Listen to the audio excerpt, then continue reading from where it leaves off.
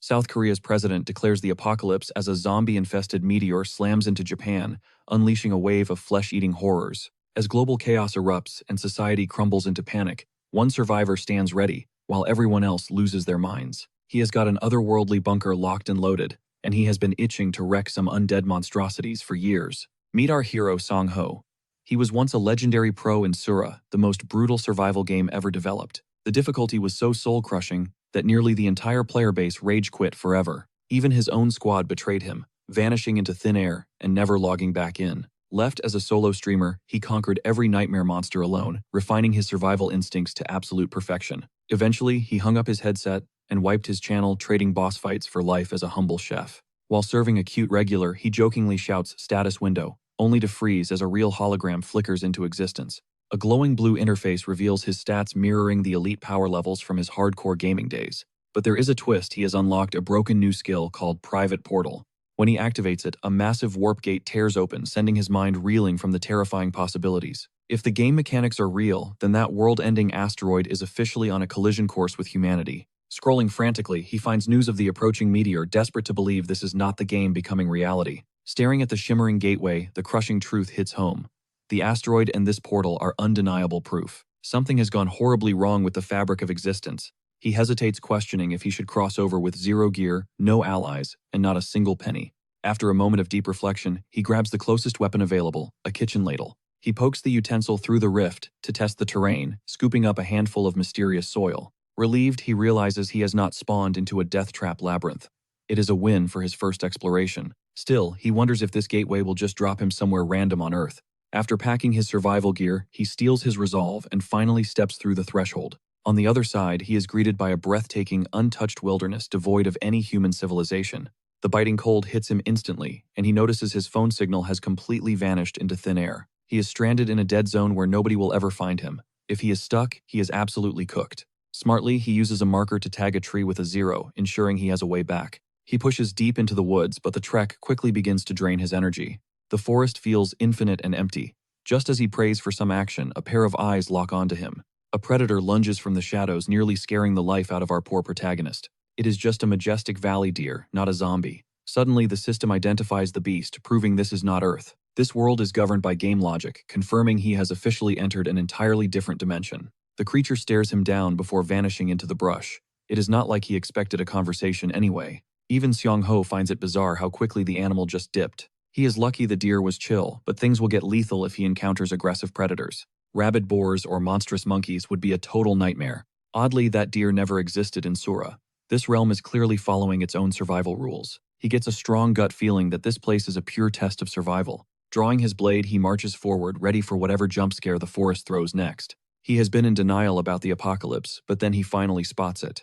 A glowing sun apple hangs from a branch. He hesitates, wondering if this mystical fruit is actually edible. He takes a bite, and the system immediately confirms a massive boost to his stamina. A golden aura envelops his body, mirroring the effects of the legendary power-up juice from the game. This was the final nail in the coffin. A world-ending disaster is definitely about to strike. Then he spots goblin droppings nearby. Panic sets in. He needs to be extremely careful now. Taking a heavy breath, he prepares his soul. The end of the world is no longer a dream. Escaping the portal's surreal pull, Songho stepped back into reality. Immediately, his mind raced, mapping out a master plan. With the world's end looming, he hit the archives. First step, binge-watching every second of his past game footage. He locked it all in a private drive. Lucky for him, his history as a streamer meant every detail was recorded. Saving the data was easy, though he never imagined this kind of high-stakes use. Then the asteroid news broke. 32 days until Japan crumbles and the apocalypse begins. This was his window to prep for the ultimate survival. Sura was infamous for its brutal trash-tier mechanics. But one specific nightmare stood above the rest, the ultimate game-breaker. Meet the Iron Death disease. This terrifying plague instantly rusts and disintegrates every single scrap of metal on the planet. Cities crumbled to dust, leaving humanity defenseless against the rising zombie hordes. With metal gone, modern civilization was basically toast. Welcome back to the Stone Age. While the disease eventually fades, there's a massive catch that makes it a living hell. This metallic nightmare lasts a full year. But for Songho, this global catastrophe was just a minor inconvenience. Armed with his new trait, he had a private portal hack. He was betting everything on one crucial life-saving theory. That rust plague, it shouldn't be able to cross into his portal dimension. Analysis complete, it was time to move. He dropped his entire life savings on god-tier gear. Man was literally prepping for a real-life Call of Duty Zombies lobby. Survival supplies, checked. Tactical gear, secured. But scrolling through the forums that night, he saw the dark side of power. It was gut-wrenching to see awakened users already exploiting their powers for petty crimes and selfish kicks. Pure disappointment. Sunrise brought a new shopping spree for his survival mission. While heading home, he decided to add one more insurance policy. He snagged a hunting bow just to be safe. But amidst the hustle, a sudden wave of doubt hit him hard. Was he being paranoid? Was this all just an overreaction? He felt like he might be moving too fast. But even if he was wrong, money could be remade. Errands done, he headed back to lock down his base of operations. He flipped the close sign on his shop for good. Deep in thought, a familiar voice suddenly broke his concentration. A concerned neighbor asks why he's shutting down. He plays it cool, claiming it's just some major remodeling work. She wonders if he finally hit the jackpot. Unwilling to chat, Songho cuts the conversation short and dips. Claiming he's busy, he tries to leave, but she hesitates trying to ask something. The girl turns red and freezes up. Her request remains unspoken. Walking away, Songho feels a flicker of curiosity about what she really wanted to say. He could have pressed for details, but honestly, he had way bigger fish to fry right now. Back inside, his resolve hardened. No more distractions. It was time to focus on what actually mattered for survival. Man literally said, "Ignore the girls, lock in." With a command, he opened the portal. Time to analyze his playstyle. He was a pure strategist, a playmaker who lived for outsmarting the stage. Raw power wasn't his thing. He was a brainiac. Intelligence was his greatest weapon. Why? Because in Sura, boosting your stats is an absolute nightmare of a process. Forget auto-leveling. You only gain stats through brutal hunting and exploration. Now he's back in the other realm grinding. He's grinding his archery skills from zero. Since he's a total noob, he's literally using YouTube tutorials to learn. Adjusting his stance, Songho takes aim. His pro-gamer instincts begin to bleed into his real-world movements. He exhales, releasing the string. The arrow streaks through the air, thudding directly into the heart of the target. The accuracy stuns him. Is he the chosen one? Maybe. But the stinging pain in his hand tells a different story. Reality check. His physical strength is total trash. To survive the end times, a hardcore fitness arc was mandatory. Endurance was the new goal. With the basics covered, it was time to trigger Phase 2 of his master plan. Two priorities remained. First, he needed a foolproof method to slaughter monsters without getting himself killed in the process. Second, a secure fortress to stash his loot. But there was a problem. He was currently empty-handed. No weapons, no gear, nothing. Everything was stuck in delivery. While waiting, he decided to start small. He scouted for golden apples, hitting a ridiculous luck streak. Marking the map, he pushed his survival training to the limit. This obsessive preparation was exactly why he survived Sura's hell before. Suddenly, something caught his eye on the ground. He stumbled upon goblin droppings. Gross, yes. But for his mission, this was exactly what he was looking for. Goblins usually roam in packs, but seeing only one trail here meant something very specific in this world. A lone scout was nearby. Playing Poop Inspector Pro Max, Songho deduced this goblin was a total outcast. This loner was his golden ticket to leveling up. As darkness fell, the hunt for the stray goblin truly began. The distant howls of wolves confirm he's nearing the valley. Suddenly, his target appears, the exact goblin he's been hunting. Crouching behind a massive trunk, Songho's heart races. This thing is a pixel-perfect replica of the monsters from his game. In this world, goblins are the bottom-tier trash mobs. Don't let that fool you. They still pack lethal spears and venom-tipped darts. These creeps are famous for brutal torture and mutilation. That's exactly why our boy picked a long-range bow as his starter weapon. From his vantage point, this particular goblin looks ancient and half-dead. It's in absolutely pathetic shape. It's unarmed. Songho instantly readies his bow, whispering to himself to keep it cool. One steady shot is all it takes. Twang, the arrow whistles through the air, piercing the goblin's arm. He aimed for the skull but missed by a hair. Still, a hit is a hit. Capitalizing on the monster's flinch, he scrambles to notch a second arrow for the finish. Wham! The goblin hurls a rock with inhuman force, slamming the bow right out of his hands. This isn't just some random mob, it's a seasoned vet. Both draw their blades, prepping for a bloody close-quarters brawl. It's like Sung Jin Woo versus Baru Wait. Wrong manhwa. My bad. Songho unsheathes his dagger, lunging forward with a desperate slash, aimed right at the creature's ribs. The veteran goblin sidesteps effortlessly and delivers a bone-shattering blow to Songho's kneecap, sending him crashing to the dirt. Ignoring the pain, Songho lunges, tackling the beast and pinning it to the forest floor. Finally, he's got the upper hand. He drives his blade deep into the creature's chest. A horrific, blood-curdling shriek echoes through the trees. Slowly, the light leaves the monster's eyes. First kill secured. Notification sounds. Songho just bagged his first 2 points. He's still shaking from the adrenaline. While scanning the area, he spots some guaca powder and vegetable oil nearby. In-game, these make a healing ointment. But first, he needs to dig, and fast. A rotting goblin is a literal dinner bell for predators. If a search party finds this corpse, he's toast. Plus, leaving it to decompose naturally is asking for a disaster. It'll eventually transform into a bone creeper, a total nightmare fuel. Nearby, he notices a pair of red trouts. Songho's gut twists. He senses a presence, and as he looks up, a terrifying owl-like monstrosity is staring him down. To understand this threat, we have to look back at Songho's legendary pro-gamer streaming days. He was a walking encyclopedia of game mechanics.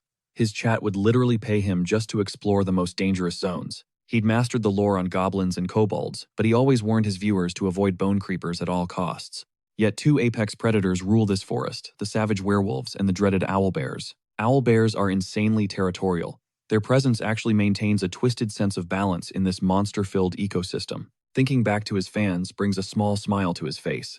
Especially that one loyal sub, Bool Sangman, who always cheered him on. The rest of the chat was a vibe mostly weirdos like that one guy who exclusively typed woof for 3 hours straight. But why are these wholesome memories surfacing now? It feels strangely out of place given the current situation. Maybe it's because he's staring into the eyes of a literal demon, a beast that's currently planning his funeral. Songho shakes it off. These flashes of the past aren't a distraction, they're his brain telling him to focus or die. He needs a strategy and fast. Owlbears are pure aggression. They don't just kill, they shred everything in sight. The beast is currently stationary, which means it isn't in a starving frenzy mode just yet. There's a window, but there's a massive problem. They've accidentally trespassed into the red trout's private territory. Analyzing every variable, Songho realizes there's only one desperate gamble left to survive this nightmare. He centers himself. In his mind, he's still the legendary Kim Bepjoa, even if he's stuck in this weakling body. Gnashing his teeth, he forces his trembling legs to move. It's time to show this overgrown bird who's boss. He issues a silent challenge, eyes locked on the predator. The creature shrieks and lunges, initiating a terrifying opening strike. Owlbears are the undisputed kings of the night, but they have one fatal flaw: they absolutely hate direct light. Having analyzed their movesets 1,000 times on stream, Songho knows he just needs to time this perfectly. He dances around the beast's massive claws with pro-level precision. Now he needs to manufacture a blinding distraction. Exploding with sudden speed, he actually runs up the monster's massive forearm like a madman. He whips out a flashlight and blasts it right in the beast's retinas. Even an apex predator can't handle that much lumens point blank. Suddenly we cut to Songho, groaning in bed as his alarm blares. Every muscle in his body feels like it's been through a meat grinder. He blacked out the second he reached home. His last memory is a blur of trees and pure adrenaline-fueled sprinting. Talk about bad luck. Getting jumped by an owlbear right after a life-or-death goblin brawl is just insane. Determined to avoid more drama, Songho struggles to find a snack, but faceplants into the floor with a heavy thud. His legs are absolutely fried from that insane cardio session. Fortunately, those otherworldly golden apples are still in his inventory. Songho takes a massive bite, feeling a rush of stamina instantly surge through his veins. He's back in the game and feeling legendary. He considers grabbing a real meal, but after a quick glow-up, he bumps into Temujin yet again. She's just there for a bite, a total coincidence. Songho really wasn't looking for a dining partner right now. She invites herself anyway, craving some company. Mi-kyung immediately grills him about whether he's unlocked his status window yet. Seeing her hype, it clicks. This is exactly what she was itching to talk about during their last encounter. No more holding back. Mi-kyung pulls up the headlines, proving that the world has officially gone supernatural. Rogue players are already using their new perks to rob people. Songho is shook by how bluntly she's asking. He keeps his poker face on, lying through his teeth that his screen is still blank. In this new world, gatekeeping his information feels like the only way to survive. His trade is all about strategy, not raw power. He needs to play his cards right to gain the ultimate edge. Safety is a myth here. Showing his hand too early could put a target right on his back. Trusting the lady in the red dress, her might be a fatal mistake. Things could go south real fast if he slips up. It's a high IQ play. Still, he's curious why Mi-kyung is so obsessed with the awakening process. Then she drops a bombshell, admitting she's been hiding the truth. Songho senses she isn't a threat though. He tells her she can keep her secrets for now. There's no rush, and he encourages her before heading out. Back at the crib, his deliveries have finally arrived. He's officially locked and loaded with supplies. He hauls his gear to the rooftop, turning the second floor into a high-security storage zone for the essentials. He meticulously picks out the perfect loadout for today's high-stakes mission. Gas masks, tactical suits, the works. Our protagonist is on the hunt for a fortress-level hideout. A home base is non-negotiable. That's exactly why he's gripping that axe so tightly. Stepping through the portal, Songho tracks down his first lead, a hidden goblin cave. He remembered stumbling upon it while scouting. He navigates back to the exact coordinates with ease. It's the ultimate low-key spot for his operations. But before moving in, he needs a head count. He checks the perimeter, scanning the shadows for any hostile residents. Tiny kobold tracks. This is a massive win since these weaklings are basically just tutorial fodder. Songho came prepared to stomp low-level mobs anyway. This is going to be a walk in the park. Kobolds are strictly nocturnal. Right now they're fast asleep and completely vulnerable. The plan, smoke 'em out. He starts hacking away at branches to gather enough kindling. He piles the wood at the cave mouth, then drenches the whole stack in gasoline. He thought this was a wrap. All he had to do was flick a lighter and watch them suffocate. Suddenly, a guttural snarl erupts. They've woken up and spotted their next human-sized snack. Songho gives a cold greeting before lunging forward, his axe slicing through the air with lethal precision. One smooth swing and two heads are nearly detached. They're dead before they even realize the fight started. Their grogginess was their downfall.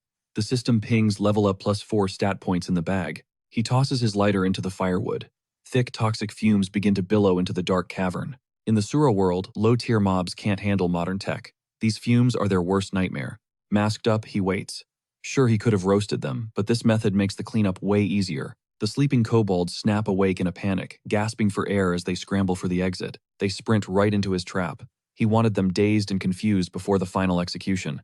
The second they cross the threshold, he's ready to end them while they're still hacking up lungs. He braced for a wave of 5, but he's thrown off when only 4 emerge from the smoke. That's weird. Usually they hunt in packs of 7. He drops one instantly, leaving only 3 survivors to deal with. The survivors charge him, throwing everything they've got in a desperate last-ditch effort to survive. Songho was locked in with his axe. He started swinging like a pro slugger, knocking those monsters out of the park. Another kobold lunges, but a face full of that legendary death spray blinds it instantly before it could even react. Songho helped finish it off. With only 1 survivor left, he coldly glares down at their trembling leader. The table has turned as he declares their end. Claiming their hideout as his own, the slaughter finally ceases. Songho collapses in exhaustion. Even though the fight was light work, his trash stamina is a major handicap. Interestingly, the system interface mirrors the game perfectly, right down to the debuff icons from his fatigued state. Leveling up doesn't boost his stats automatically, just like the game. Still, higher levels mean unlocking the premium shop. That is a huge win. For now, the best perk is having a private sanctuary all to himself. But as much as he dreamed of a clean base, the reality of the interior was a total letdown. With the kobolds evicted, the cleaning arc begins. Our boy had to scrub away mountains of literal filth. He was over it. Cleaning this disaster felt like a bigger chore than the actual life-or-death battle he just won.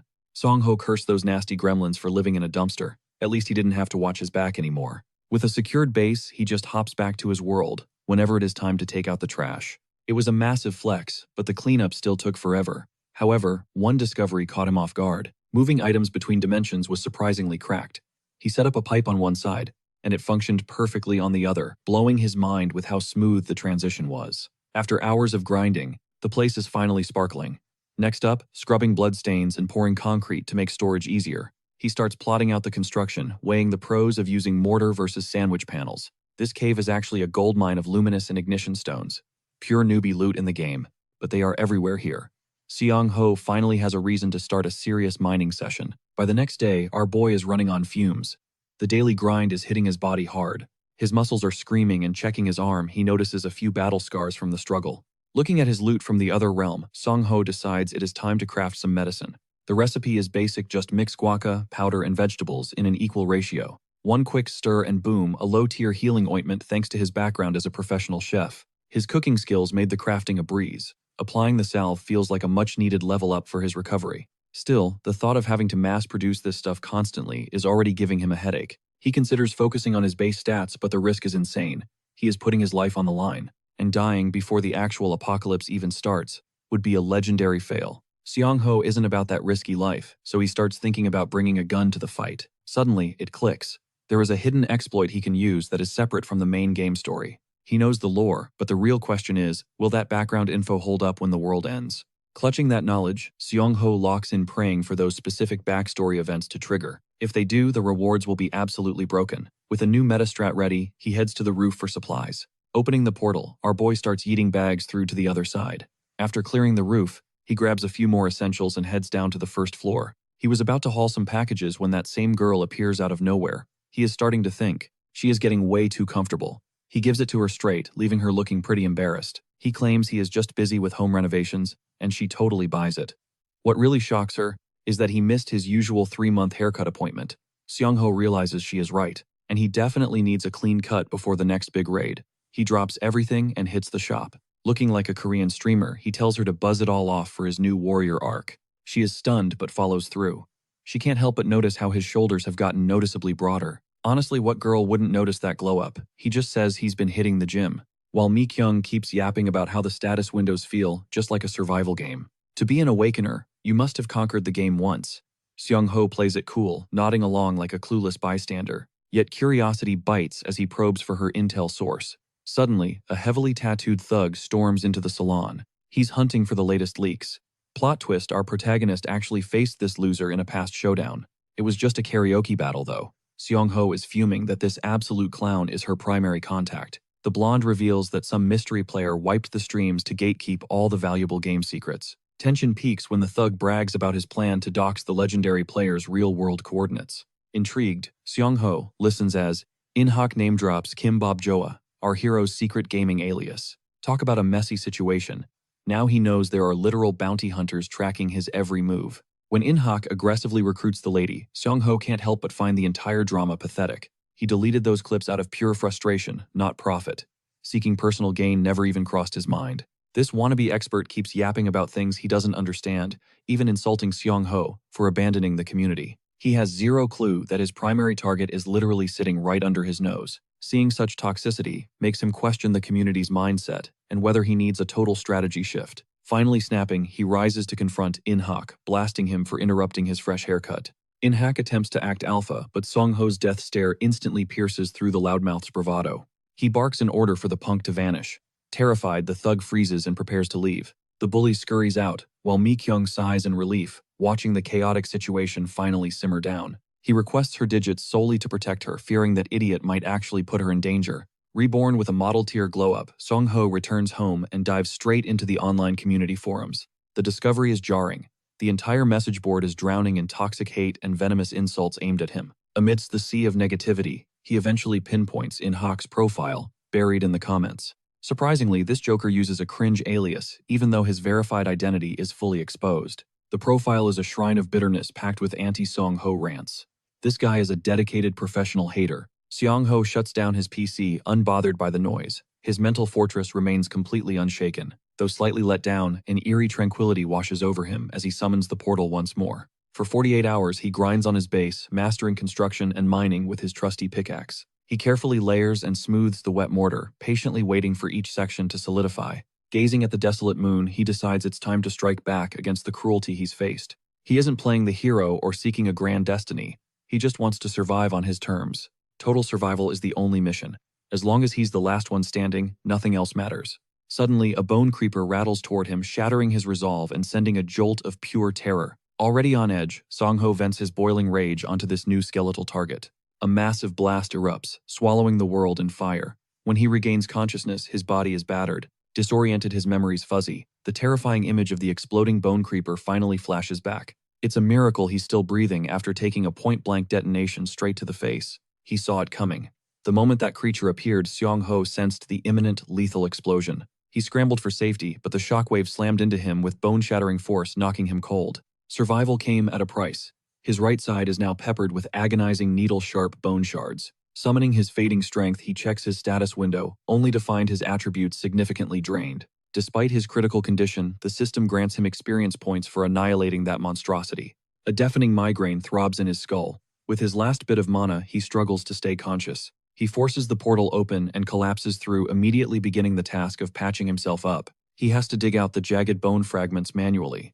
Each pull is an agonizing nightmare. The pain is excruciating, but once cleared, the healing ointment slowly begins to seal his shredded skin. After wrapping his wounds, Seong-ho finally hits his breaking point and slips into a deep, exhausted slumber. Sunlight hits.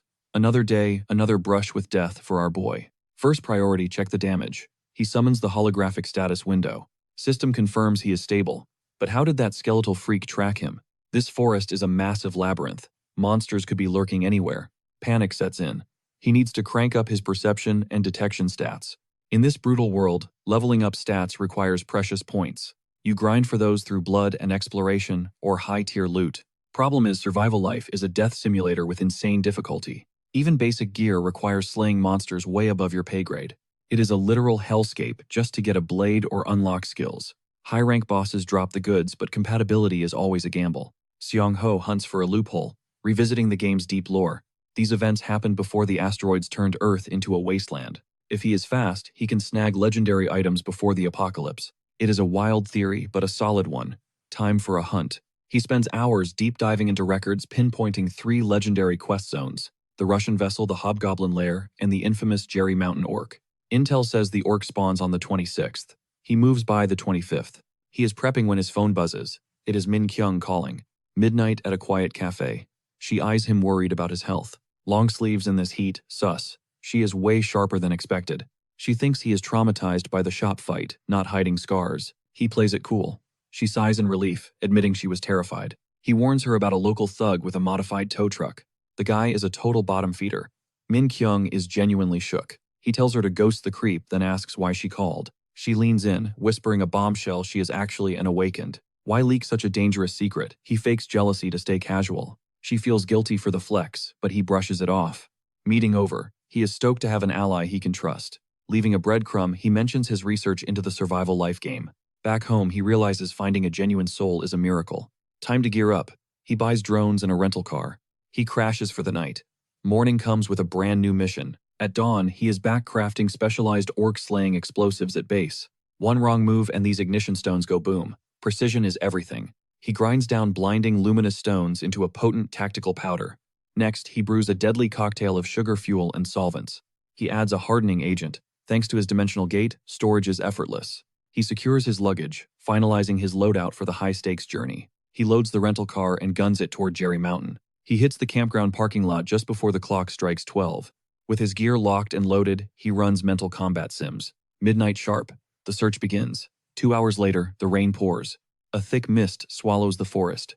Where are those monsters hiding? Scanning the campsite, he's convinced these supernatural omens only happen in movies, not the real world. Suddenly, a thunderous roar shatters the silence. Panicking, he spins around, only to see a looming shadow closing in. It's an orc, but not a common one. This is a red subspecies, meaning a guaranteed skill drop is coming. Kang Seong-ho steadies his breathing and ignites a cracker. If his strategy holds, he's got this in the bag. Capture is certain. His anti-orc tactic is simple. Weaponize the monster's own blind rage against it as the first step. To bait the beast, he uses the firecracker's flare. Distracted by the light, the orc hacks at it with its axe. Now's the time. He aims, snaps open a portal, and immediately primes a flashbang for a blinding tactical strike. The searing light blinds the orc for 20 seconds. Now, it's a high-stakes race against time to finish the job. He immediately tears into the orc's muscles, which are now weakened by the status debuff. Its mobility drops to 0. Howling in fury, the orc swings its massive axe, desperate to crush our hero into paste. But Seong-ho is pure reflex, ducking under the lethal swing to deliver a devastating high-speed counter. He plunges his knife into the orc's foot. Screaming in agony, the massive beast collapses onto its knees, completely vulnerable. With their eyes locked at the same level, he jams a pre-made flame canister deep into its gaping mouth. Boom! The monster's jaw explodes instantly. As the smoke clears, Seong-ho finally lets out a breath, savoring the hard-won victory. Suddenly, a heavy fist sends him flying. He scrambles up, cursing himself for letting his guard down too early. He watches the burning orc stagger toward him. It's a walking inferno, and there's no way it survives this. Seong-ho braces for a bloody end. But just then, his system pings with a life-saving notification. Level 3 reached, he gains 10 stat points and a clutch new skill, Will to Survive. Talk about perfect timing. He stands up exhausted but alive. As he hunts for the loot, a strange light begins to pulse on his wrist. He checks his arm, the drop is a watch of perception. He exhales in pure relief. Finding loot in this downpour would have been a nightmare. Standing over the carcass, he weighs his next move carefully. He remembers the Jurasan incident was blacklisted. Is leaking this info right, or will it just trigger massive panic? He recalls Mi-kyung's words, anyone who played that game has already awakened. That changes everything. This means thousands of people are now superpowered. And that only leads to one terrifying conclusion. Thousands have likely awakened. If even a small minority of them are dangerous types. Like that psycho Owen Hawk, they'll destroy the law for personal gain and ignite total global chaos. But the immediate threat is the corpse. If left alone, it'll turn into a bone creeper by tomorrow morning. A dark thought crosses his mind. Could he become a zombie? Even as an awakened infection is a real possibility. If those spores get into his system, it's game over. He's paralyzed by the weight of the decision. Unsure of the right path, he simply opens the portal. The world deserves some semblance of order. While few will likely survive the coming storm, he's determined to give this world a dignified end. Songho begins digging a grave to bury his kill. Exhaustion hits him hard as he struggles with the weight. He wonders how to move the beast. Suddenly, his new Will to Survive skill flares to life, granting him strength. With the skill active, he powers through the task, finishing the grim job in record time. He drags the orc into the hole, grateful for the boost. No choice but to move fast before sunrise. He hops through a portal, landing inside a moving car. His body feels like lead as the adrenaline fades. It'll take time to recover before he's back in action. The next morning, he wakes to a strange sight. Is this weather for real? By now, his planned defense line should have already been established. He checks his phone, hoping the red orc traces are gone. For today, he's staying off the grid. It's not the time to start anything new. Instead, he inspects the mystery crates that arrived at dawn. He finds a stash of weapons, but they're basically primitive clubs for now.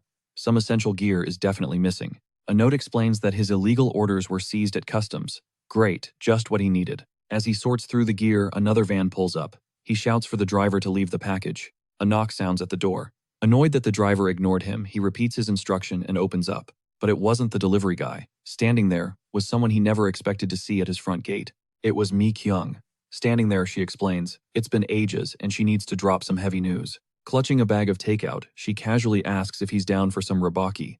With only 24 days until doomsday, our lead can't believe Mi Kyung actually pulled up to his crib. His face is a total tomato as he tries to keep his cool. She sets the table, telling him to dig in before it's ice cold. He follows her lead and they finish the meal in record time.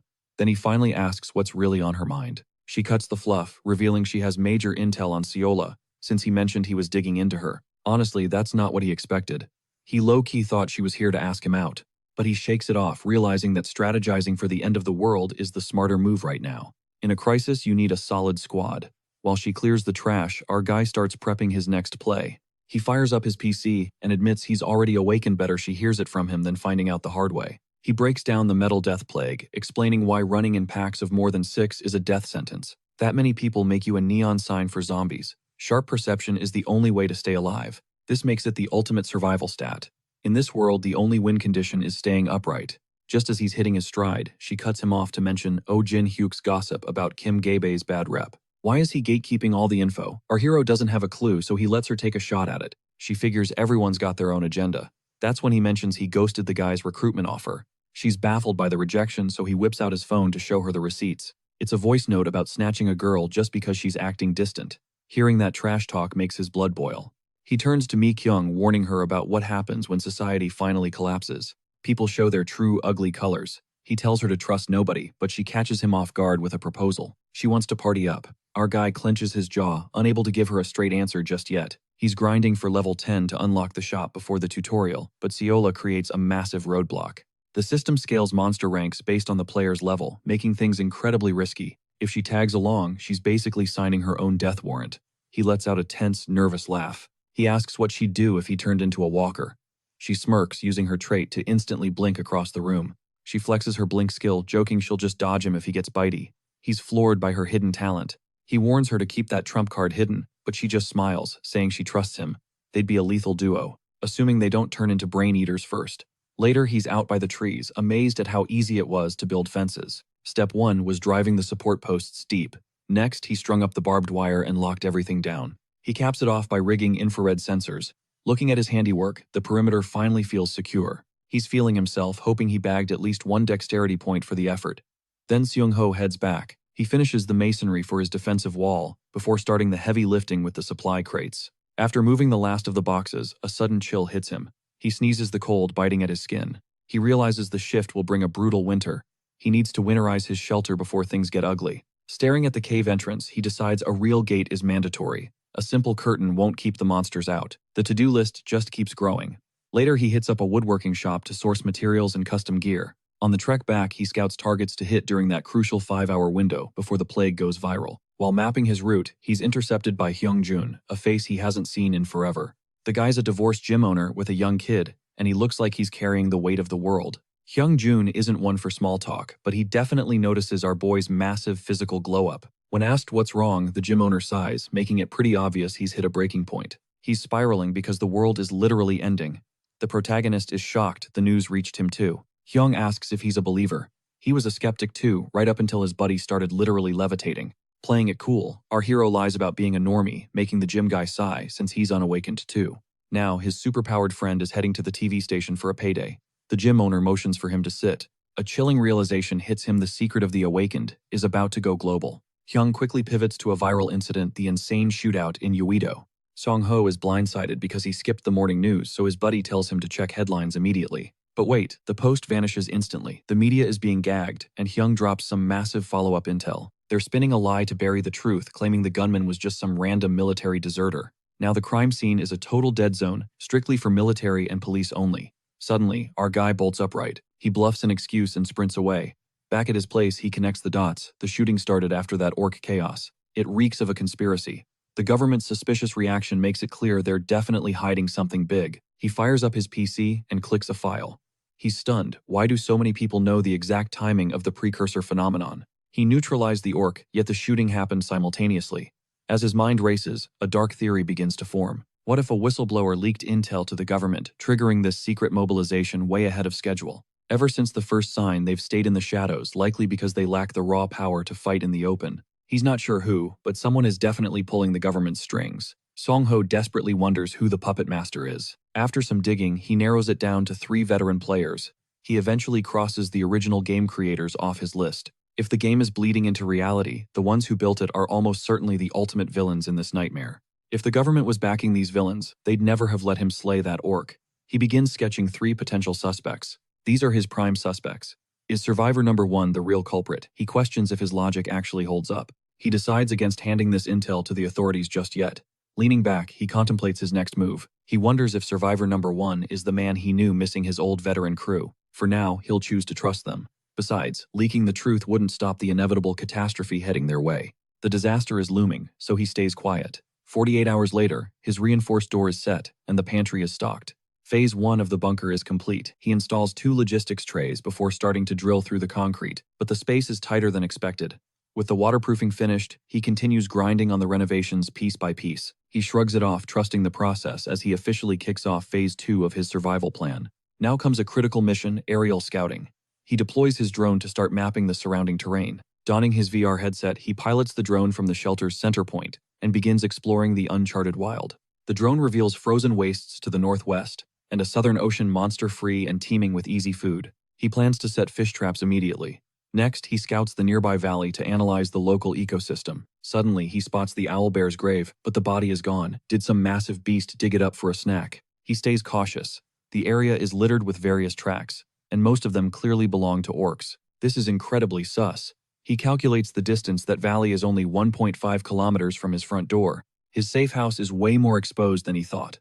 With goblins lurking nearby, he quickly recalls the drone to base. He can't risk losing his eyes in the sky. He successfully maps the woods, identifying every predator in the area. Now it's time for boots-on-the-ground recon. His first stop, investigating the nearby swamp for resources. He's scouting for farmland when his infrared sensors scream. He steps out, already knowing goblins are closing in. Seeing their fresh tracks, he realizes this is the perfect opening to test his skills. He's been waiting for this. Is his boosted perception stat working overtime? Even the faintest rustle sounds like a thunderclap to his heightened senses. He stalks the goblins from the shadows, eventually finding the ultimate angle for a deadly surprise attack. He notches an arrow, aims for the lead goblin's skull, and lets it fly. 1 shot, 1 kill. The pack spots him and charges in a frenzy, but he's a blur of motion, cutting them down with clinical precision. It's light work. After dropping the first 4, he immediately turns his blade toward the final group of survivors. They surround him, but he pulls a secret weapon from his pocket that forces the goblins to their knees instantly. While they're paralyzed and kneeling, our MC ruthlessly executes them, claiming their heads in one clean sweep. He exploited their sheer exhaustion to secure the win.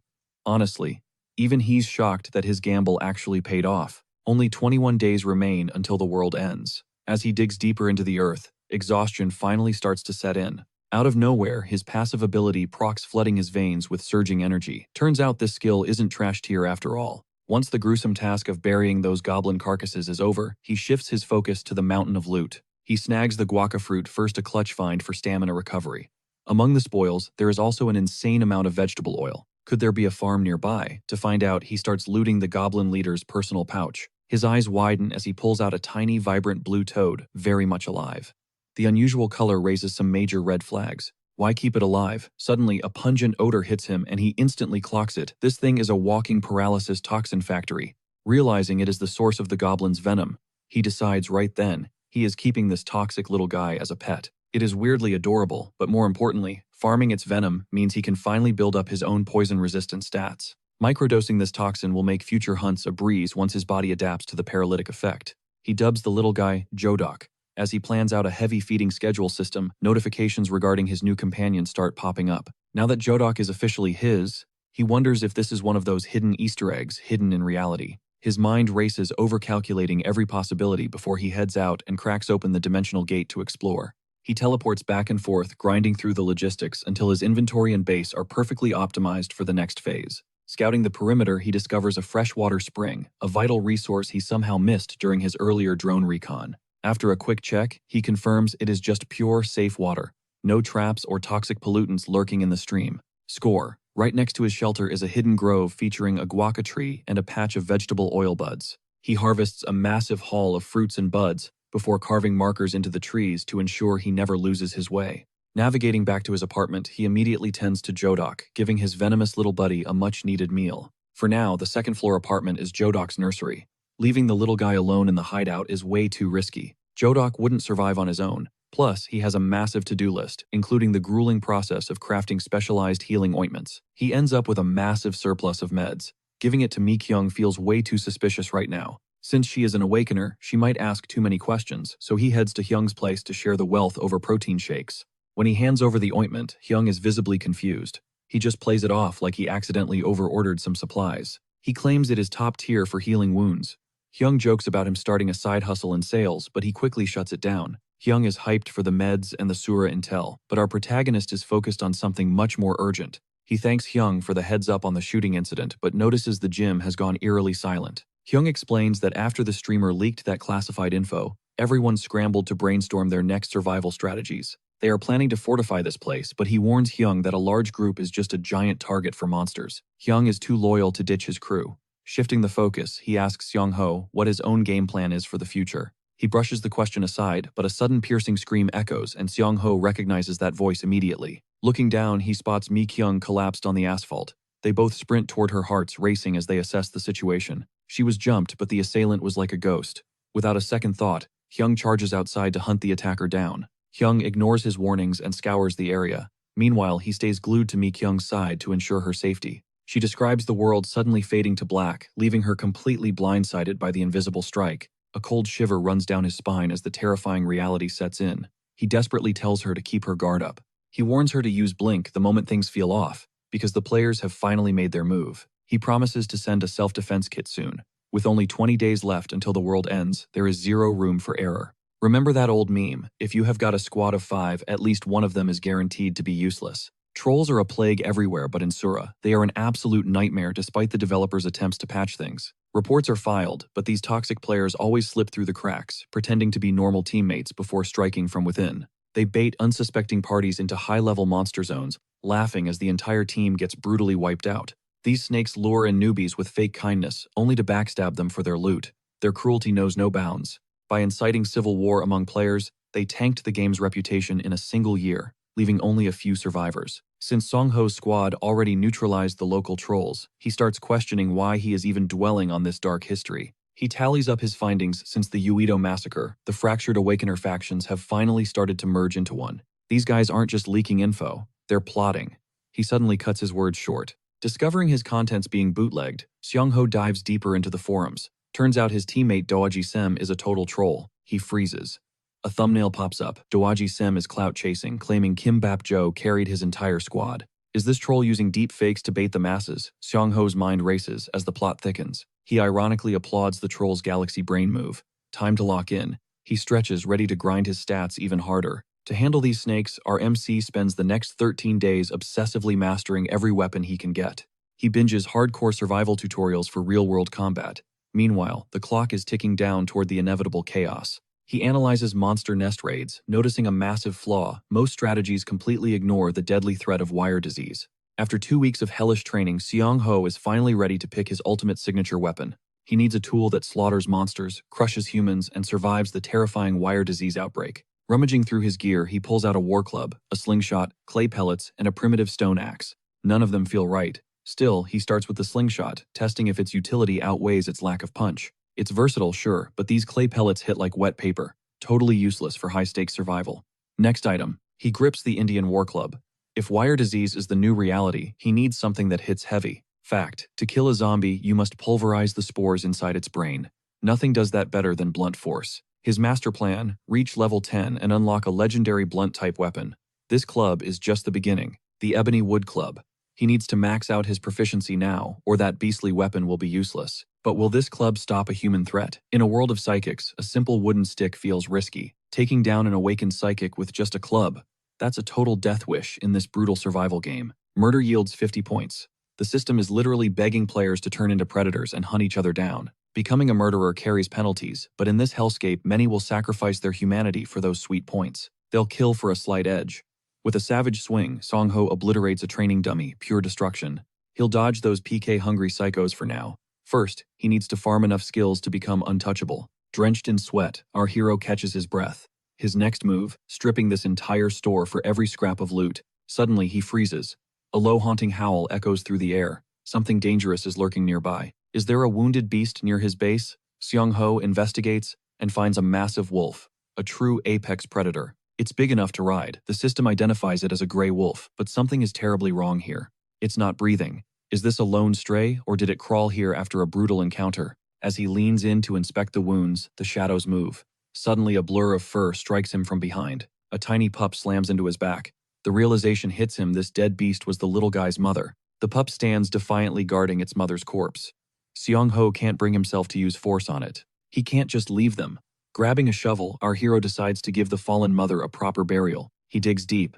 If this was a monster, it might respawn as a bone creeper. He can't take risks. Even a normal corpse is bait for scavengers. Finally, the grave is ready to receive its silent guest. Seeing the pup curled up by its mother brings back painful memories of Meng Chi, the dog from his childhood. He gently picks up the pup. "Your mom's just resting here," he whispers. "You can visit her anytime." After carving a pet door into his base, Songho offers the wolf meat. "I won't let you starve. I'll protect you, but I need your nose to survive," he proposes. "Do we have a deal, little guy?" The pup whimpers in agreement. He names him Dingo. As he pats his new ally, a system alert flashes. Communication success. Dingo is now officially his companion. In this dying world, he's no longer fighting alone. 19 days left. The apocalypse is looming, and Songho is putting Dingo through a grueling training camp. Command after command, the wolf learns. Pa Songho shouts, and Dingo perfectly places a limb in his palm. Run, sit, stay silent. Dingo executes every order with uncanny precision. This pup is a natural-born soldier. Finally, he tosses a bone high. Dingo leaps, snatching it midair with lethal grace. Songho smirks perfect. This beast is from another world. Its learning speed is insane. With those tracking skills, they'll be unstoppable. To him, Dingo is a total cheat code, a fluffy blessing. He showers his loyal companion with a soft, affectionate kiss. He starts to speak, but his phone buzzes. Songho checks the screen. It's a new message from Hyung. Hyung tells him to look up levitation. Soon, our hero stumbles upon a viral article about a mysterious figure being summoned. They're calling him the first superhuman. He claims a monster apocalypse is coming, and the post is currently trending at rank 1. The comment section is toxic, with everyone calling it a desperate clickbait stunt for higher ratings. Most people are clueless, but the real awakeners are sweating. Songho finds the online chaos absolutely hilarious. He watches users rage over gate-kept info, while others flip out because their secret knowledge just went mainstream. How will the feds react? Protests are already erupting as the public reels from the shock. He ponders the superpowers but quickly snaps back. He's staying out of it, though he knows the government will eventually step in. The second omen, the Hobgoblin event, is looming. Songho won't waste a second. He looks at Dingo. It's go time. They're heading into the deep wilds. Songho knows that being overprepared is the only way to survive. Dingo is hyped. As they step through the portal, Songho considers why he chose this path with his wolf. He gives Dingo a scent pouch to sniff. Track it down, he commands, testing the wolf's primal instincts. Step 1. Prepping for the hobgoblins. Dingo needs to hard-code that specific scent into his brain right now. He needs the stench of goblins. Dingo barks, discovering hidden meat in the brush. Songho is impressed by his speed. He tracked it from a faint trace. Next, Songho must see if Dingo keeps his cool during a real fight. At a single signal, the wolf lunges with lethal precision. Dingo instantly takes down a rabbit hiding in the grass. Good boy. Reason 3 for this trip, confirming if they can actually survive by hunting in this world. Songho walks over to inspect the kill, carefully examining the massive, lifeless rabbit. It's got wicked claws and a huge frame. Together, the duo pushes deeper into the unknown. He wonders what Dingo's stats look like. Let's head to the valley and put his skills to the test. A system alert pops up. Dingo's HP just increased. Songho recalls his old Kimbafo. HP was a massive 170. Dingo's growth rate is insane. Suddenly, the wolf starts coughing, and Songho rushes over with some fresh water. Stay close, buddy, he warns. Just then, he spots a weirdly large green pepper growing nearby. Did Dingo eat this? It's a bull pepper. Finding this rare loot in the wild is a massive win. He promises Dingo treats later while harvesting the pepper. Now it's time for one final hunt before heading back. They chill by the stream. Dingo's ears twitch, but he doesn't catch any threatening scents or hidden vibes. These red trout aren't monsters, no XP or loot drops here. But they serve a greater purpose. Dingo needs the real-world experience. It's a grind, but it's worth it. They start fishing. It's time to wrap up Phase 2 prep. Tomorrow they're heading back to reality. His restaurant is a pile of rubble. The contractor tells Songho to hit them up if anything needs fixing. He thanks the manager for the early shift. It's hard work, but the renovation is finally moving. Seeing the place gutted stings, but it's a necessary sacrifice for what's coming next. Once the world ends, anyone left standing is going to start looting every shop in sight. He'd do the same, so he can't complain. As he cleans, a familiar shadow looms behind him. It's Hyung. Hyung notes the room is empty. Just the essentials, huh? Songho asks why the hell he's even there. Flick Hyung nails him in the forehead, fuming that Songho ghosted him the day before. Hyung just wanted to see if he was still breathing. Meanwhile, Dingo glares at the intruder with icy eyes. Since when did you get a dog? Hyung asks. Songho explains, his old dog is gone. This is the new guy. Hyung thinks the wolf is cute. Songho asks again what's the real reason for this visit. Songho calls Cap. Finally, Hyung admits he was genuinely worried, but there's more to the story. He found the snakes who jumped Mae Hyung. Now only 17 days remain until the world burns. Kim Chel-jun, the guy who's always wearing that hat, is the one leading the hit on Mae Hyung. Even that trashy tow truck gang is involved. The web of enemies is growing by the second. Hyung points toward the towering peaks. You know that area at the foot of the mountain. Construction stalled here, and their secret base is hidden nearby. Still, our hero wonders how Hyung tracked them down. Simple logic, he explains. That gravity defier Hanjin Seong recently flexed on a variety show. Hyung just hit him up directly for the tea. Hanjin admitted meeting Iljun's squad before calling them straight-up trash. He bailed immediately. Following Mi-kyung's trauma, every female member began ghosting the party. Their excuse better offers from rival Awakener crews. Hyung probes for Seongho's take. Our MC suspects a trap. These women were likely deceived. Then Hyung drops a bombshell. Their ranks have plummeted to just 4 people. Songho is floored. They had 20 just days ago. Only 2 Awakeners remain. Songho reels, remembering all the favors they did for those deserters. Hyung stays cold, claiming it's just human nature. Everyone is just looking out for number 1. Switching gears, Hyung worries about little Ji-eun. He's debating calling his ex-wife for help. Seongho stays stoic, comparing their lives while questioning his own moral compass. He finally asks if the world truly ends, and Hyung is cornered. What's his move? Before the sentence finishes, Hyung snaps back. He wouldn't hesitate to end them. No laws means no mercy. In a total collapse, evil has 0 room to breathe. Hyung finds the question odd. It's definitely not the Songho he knows. Suddenly, a desperate scream pierces the air coming straight from our hero's smartphone. Hyung suspects a lost child, but Songho's map reveals a much deadlier reality. Leaving Dingo with Hyung, he vanishes.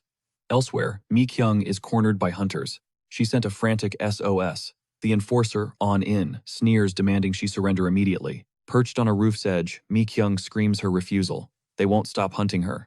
She demands answers. On-in feigns concern, but his thugs step forward to settle this. They're in a dead zone. No one is coming to save her. It's total isolation. Kim Chol warns her to stop resisting. They all have traits, after all. The countdown begins. Meanwhile, Songho is lurking in the shadows, prepping his gear. At 2, a projectile flies. At 3, Kim Chol is rocked. The gang panics. A helmeted figure lunges from the dark. Songho targets On-in, hiding his face. Crushing On-in with his war club, he immediately blurs toward the next target. A shroud of dark energy erupts a vision-blocking trait. Songho strikes through it regardless. Gasping for air, he hears Mi-kyung's warning. A bat swings violently toward his head. The impact shatters his visor. The raw, destructive power leaves Songho shaken. Recognition flashes in the enemy's eyes. Songho realizes Kim Chol's trait is terrifyingly lethal. The thugs rally ready to cripple our boy. On-in charges, sparks flying from his fists. He mocks our hero's struggle. Desperate Songho considers opening the dimensional gate. Suddenly, Dingo lunges, locking onto On-in's arm. Hyung steps out, calm as ever. Even in the early stages, our MC's power is unreal. Kim Cheol vows to permanently wreck him while his squad backs him up. On-in, a non-awakener, charges our hero with crackling electricity, trash-talking while trying to unleash his full strength. Songho is caught off guard. His opponent is spamming flashy skills like a pro, leaving him totally unsure of his next move. He considers popping the dimensional gate, but before On-in can land a hit, Dingo leaps in and sinks his teeth into his arm. Hyung steps out, asking if they're really doing this in broad daylight. He tells the crew they better start walking. Unless they want a world of trouble, he's dialing 112. Smartly, the entire squad decides to bail. Hyung notes they're weak but act like high-tier bosses. Just then, Mi-kyung arrives on the scene. She immediately grabs our hero's head to check for injuries, noticing his helmet is completely cracked. Hyung offers a piggyback, and seeing them so worried, Seong-ho's mind flashes back to his old game comrades. When Mi-kyung pushes for a hospital visit, the MC brushes her off and turns to ask Hyung a question. Hyung is down to recruit Mi-kyung into the squad, as long as she is actually game for it. She instantly vibes with the plan. Our hero dips to handle business, leaving the duo totally ghosted and confused. Back at base, he locks in reining in his emotions while plotting out stage 2 of his master plan. That abrupt exit was vital. Seeing them together made him want to spill his secrets, but he stayed ice cold. He almost trusted them with his hidden powers, but the grind comes first. No turning back now. To dominate the dimensional gate, he needs to speedrun levels and focus on heavy skill, farming, and loot. The motto, overwhelm them with sheer item power. After that mountain raid, he realizes the stakes are rising. If he sticks to the script, a 3-level gap will emerge, making nearby monsters way too cracked to handle. These buffed spawns will make teaming up with his squad a total nightmare. He needs a new strategy. He grinds until his wood-burning stove is installed. Finally, he can catch some actual sleep in this hideout. Dingo is already loving the warmth passing out by the fire. The initial base setup is almost finished. With the end in sight, he decides to pull a legendary all-nighter to finish the job.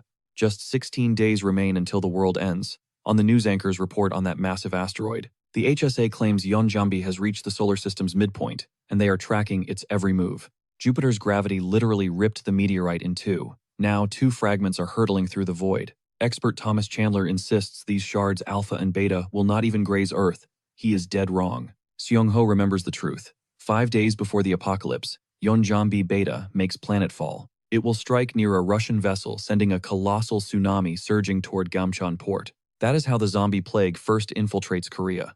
Meanwhile, the Uedo shooting is still making headlines. President Jang Won-taek has been ghosting the public for a week, hiding inside his residence. The opposition is done waiting, demanding a full hearing. Rumors are spreading like wildfire across the net. Everyone is whispering about the Awakeners and the dark disaster looming on the horizon. The grim reality sinks in, as Seong-ho finally accepts that the world has gone to hell. It's honestly a relief that the mainstream media is finally waking up and covering this chaos. With more eyes watching, rogue Awakeners won't find it so easy to commit crimes anymore. Diving into the digital chaos, our main character scrolls through the comment sections to gauge the community's vibe.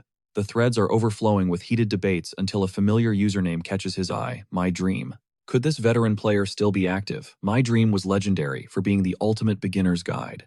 Back in the day, Songho's squad teamed up with him, knowing his obsession with bunker building. Without his secret portal, our hero might have joined him. Still, he refuses to sign any shady contracts. Unless his old crew regroups with My Dream, he just saves the comment and shuts his laptop.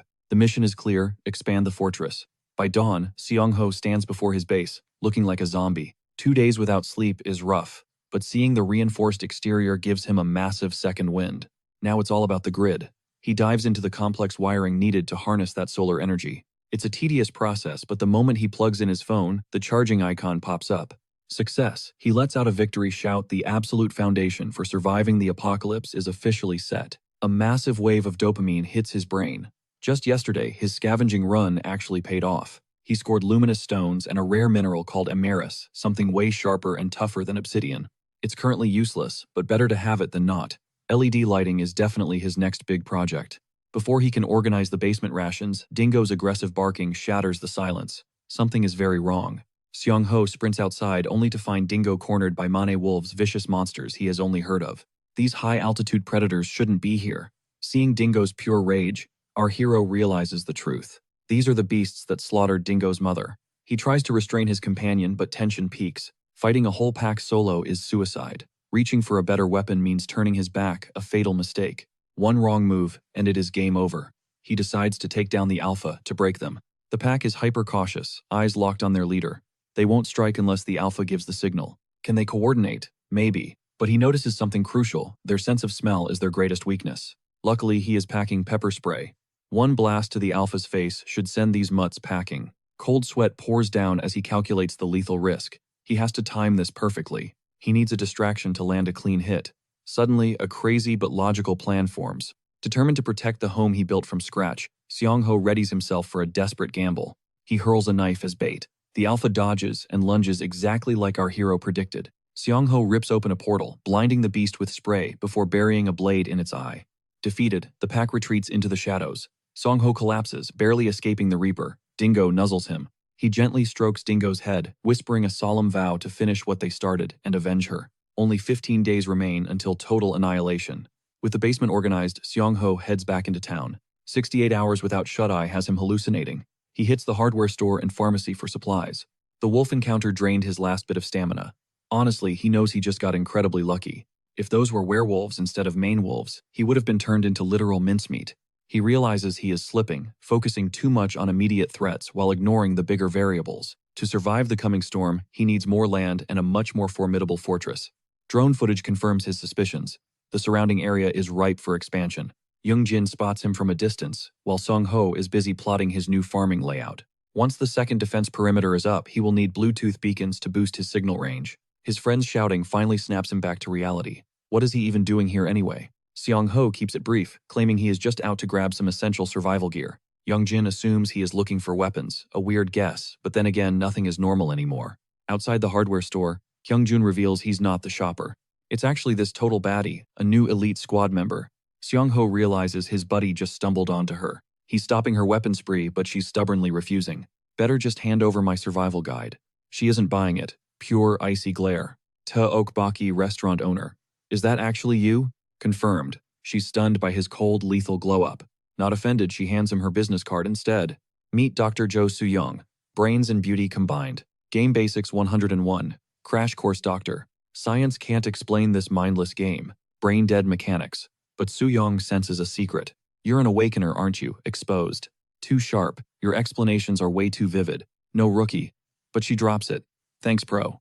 Hyung-jun is low-key salty now. Bro, you're not on Seong-ho's level. Harem expansion Jo Soo-young joins the roster. Spear sharpened. Itching for a blood test. Dingo, let's go avenge your mother. Protect the base. Eliminate all potential intruders. John Wick mode. The hunt begins. Wolves spotted. Dingo, take your position. Only 4, and where's the alpha? Owlbear spotted. It's shredding the pack. Convenient. Let the beast thin them out. No leader. The pack instantly crumbles. Zero coordination. Just pure mindless chaos.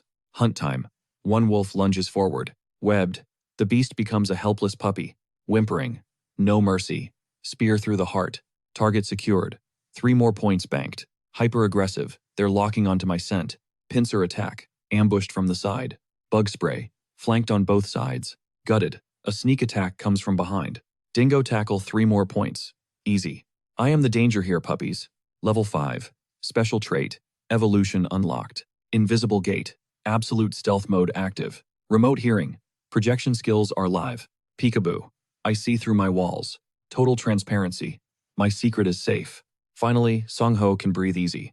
Stepping into a lethal dungeon blindly through his gate was a terrifying gamble, yet this new projection skill completely nukes that danger. Reaching level 5 unlocked this perk, hinting that even crazier rewards are coming his way. He never expected these low-tier levels to pay off so hard as he climbed higher. Still, the grind is real, and he needs to start by cleaning up his trail and burying the bodies.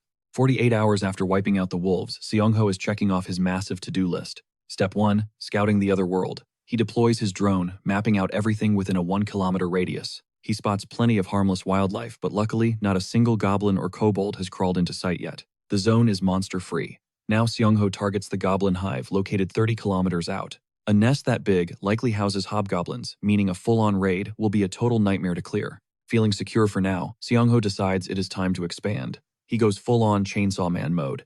With his own little Pochita by his side, he shreds through timber, leveling the landscape for his new base. He revamps the hideout into a legit fortress. Dingo pulls MVP moves, helping mark out a massive perimeter. Playing it ultra-safe, Songho installs double-layered barbed wire and starts digging a defensive moat. He needs to carve out 2 more meters of depth to turn the wire into a lethal trap. While working, he catches the news via his portal. The government just announced a massive investigation into all Awakeners. Back in reality, he hits up hardware stores, stocking up on high-end gear and professional toolsets. On his way home, he takes a detour to scout out Chil Chen's secret lair. Doubling down, Songho even rents a bike and a mini excavator to speed up his construction project. With a bit of practice, these will be game changers. Meanwhile, his blue toad remains the ultimate support. He is microdosing poison to build immunity, aiming to eventually coat his favorite blade in pure lethality. Back in his room, a notification leaves him shook. Survivor 1, a sweat with 4,500 hours, joined. This makes Songho question the Yoido massacre and the government's suspicious media blackout. Something smells fishy with the president's erratic behavior and the official narrative being pushed. Locked away, these three events might look random, but our boy senses a deeper, darker connection. His gut tells him Survivor 1 is definitely in bed with the president trading secrets for power. He is worried because he knows this guy is playing the long game with insider knowledge. As a top-tier hoarder, Survivor 1 would have definitely traded his intel for a massive government bunker. He played his cards perfectly, choosing the highest authority to maximize his leverage in this dying world. The plot thickens. Songho wonders if this guy is just capping, but my dream does not fit the puzzle. His head is spinning from the theories, but he finally nails down a solid answer. If Survivor 1 and my dream are allied, Songho needs to pivot his strategy immediately. Switching gears, we see Mr. Four Eyes creating a fresh VR profile, hoping for a fast response. A delay could ruin his schedule, but my dream replies instantly. Seriously, these gamers really need to touch grass. Bro probably has zero social life, but he still needs to verify if this guy is legit. They set up a meeting in a VR chat room, dropping right into a blank white space. It is giving major classroom of the elite vibes. The two players stare each other down. My dream is clearly tilted by the other guy's weird alias and that ridiculous duck mask he is wearing. Duckface does not flinch. My dream realizes he is dealing with a seasoned pro hiding their identity. Still, the mystery remains. My dream demands answers to 3 high-stakes questions before he trusts this duck. Question 1. What is a werewolf's max leap? Songho doesn't skip a beat, answering 3 meters instantly. Next, he crushes the owlbear weakness question. Too easy. Light is the obvious answer. Finally, he asks about zombie evolution tiers. Duckface explains that these undead are not just about bites. They actually feast on nutrients to fuel their bodies, allowing them to mutate further. This allows them to evolve into ghouls, though some reach an enhanced state even before that. My dream throws a curveball 4th question, but our boy shuts him down, refusing to leak the truth. A chain of cryptic events sets the stage. Our hero chuckles, forced to admit that Duckface is a true veteran. Irritated, our protagonist snaps at the guy to get Survivor 1 into the chat immediately. But there is a snag. My dream stalls without offering a single excuse for the holdup. Our duck-faced lead calls total cap. Shifting gears, the man tips his hat, hinting at a looming catastrophe. Our boy starts questioning the guy's sanity. It feels like he is just spewing filler dialogue. To buy time. Suddenly, a cold shiver spikes down his back as the trap finally becomes clear. My dream vanishes from the chat, just as our hero realizes he has been doxxed in real time. Right on cue, a man storms the cafe with guards barking orders to seal every exit. The receptionist insists on payment for their session, but the intruder roughly seizes her arm. He snarls that they are hunting someone not playing games. This aggressive shift sends alarm bells through Songho. My dream was supposed to be playing it low-key, yet here he is going on a full-blown offensive. Check it out. This guy's ability is peak Lelouch, instantly hijacking the receptionist's mind with total control. Now our boy is in deep trouble. He needs to vanish fast or he will be next on the list. He bolts to the restroom and triggers his dimensional gate. Meanwhile, the hunter is closing in, spamming mind control pulses to unmask Songho's identity. Every corner has been searched except one. The hunt leads straight to the bathroom. Brimming with arrogance, the villain kicks open every single stall. He wonders if our guy is some stealth-class assassin. Imagine the vibe check if he just finds someone mid-business. Either way, my dream is dangerously confident about flushing out stealth-type targets. He hurls a bucket of water to map the room, swinging his arms to snag a hidden Songho. Luckily, our boy was one step ahead. He summoned the portal but plastered it flat against the wall. The villain is literally nose-to-nose with the gate but can't see a thing. After the search, my dream scoffs. Realizing his stealth theory was trash, he pivots, assuming Songho must be a high-tier movement specialist. This budget Nanami orders his squad to sweep the perimeter, promising a fat stack of cash for a capture. Watching from the void, Songho reflects on his duality, a rich elite in reality but a humble gamer. He actually feels grateful to my dream for finally stripping away all his lingering doubts. The inner conflict that plagued him is gone. Now he knows exactly what needs to be done. Stepping out of the shadows, he chooses violence. No more holding back against those who crave blood. His enemy sighs, still hunting for a ghost. He still thinks he is tracking a speed-type player. But even a veteran with thousands of hours won't find this target easily. Then, the unexpected happens. Our boy manifests behind him like a vengeful spirit. Hi. My dream sees death in the mirror. A venomous spear bites into his leg, instantly paralyzing him. His attempt to farm aura just ended in disaster. Before he can even process it, Songho slams his skull into the tiles with brutal force. He mocks the villain, letting him feel the toxic fire now surging through his nervous system. Every time the loser tries to speak, Songho silences him like a dog.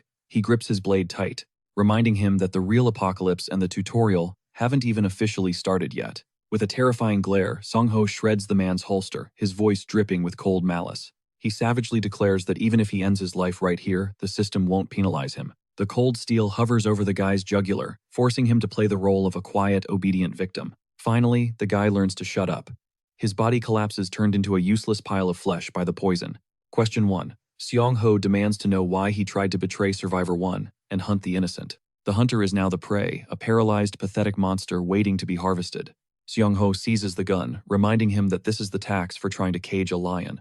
He unsheathes his knife, delivering a bone-chilling threat that he is ready to take a life. By the time the rest of the squad arrives, our boy has already vanished into the night. He retreats to his safe house before slipping back into the other dimension to dismantle his new prize. He starts scanning the guy's ID. Meet Kwon Kyung-jun, a late-30s golf club owner with a shady vibe. This man pulls the strings of 3 bunkers. Plus, he is a total sugar daddy, living off female attention and influence. And the cash flow.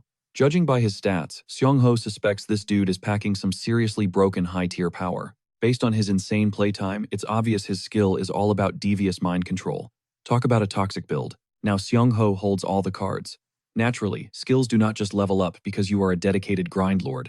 Clocking thousands of hours isn't enough. Even Valorant or Counter-Strike sweats spend 10,000 hours gaming, only to stay hard stuck in bronze. Regardless, Songho knows this game prioritizes survival over everything else. His portal skill is essentially a veteran's cheat code. For now, he keeps this theory close to his chest, until he can verify another veteran's ability. Next, Songho checks his firearm, sensing the approaching end of days. Driven by cold conviction, he treks through the dense woods, trailing Dingo. Suddenly, they hit a grim scene. The pup alerts him to a gruesome sight. Fallen cops and mangled goblin corpses litter the blood-stained forest floor. Staying ice cold, our protagonist inspects the carnage. Shockingly, he finds one officer still clinging to a thread of life. No lethal wounds, but a nasty paralysis poison has him locked down. The real red flag: his sidearm is missing. Maybe he was unarmed, but Songho isn't taking chances as he drags the bodies together for safety. He advises them to wait 30 minutes for the poison to fade, then pivots to scan the area.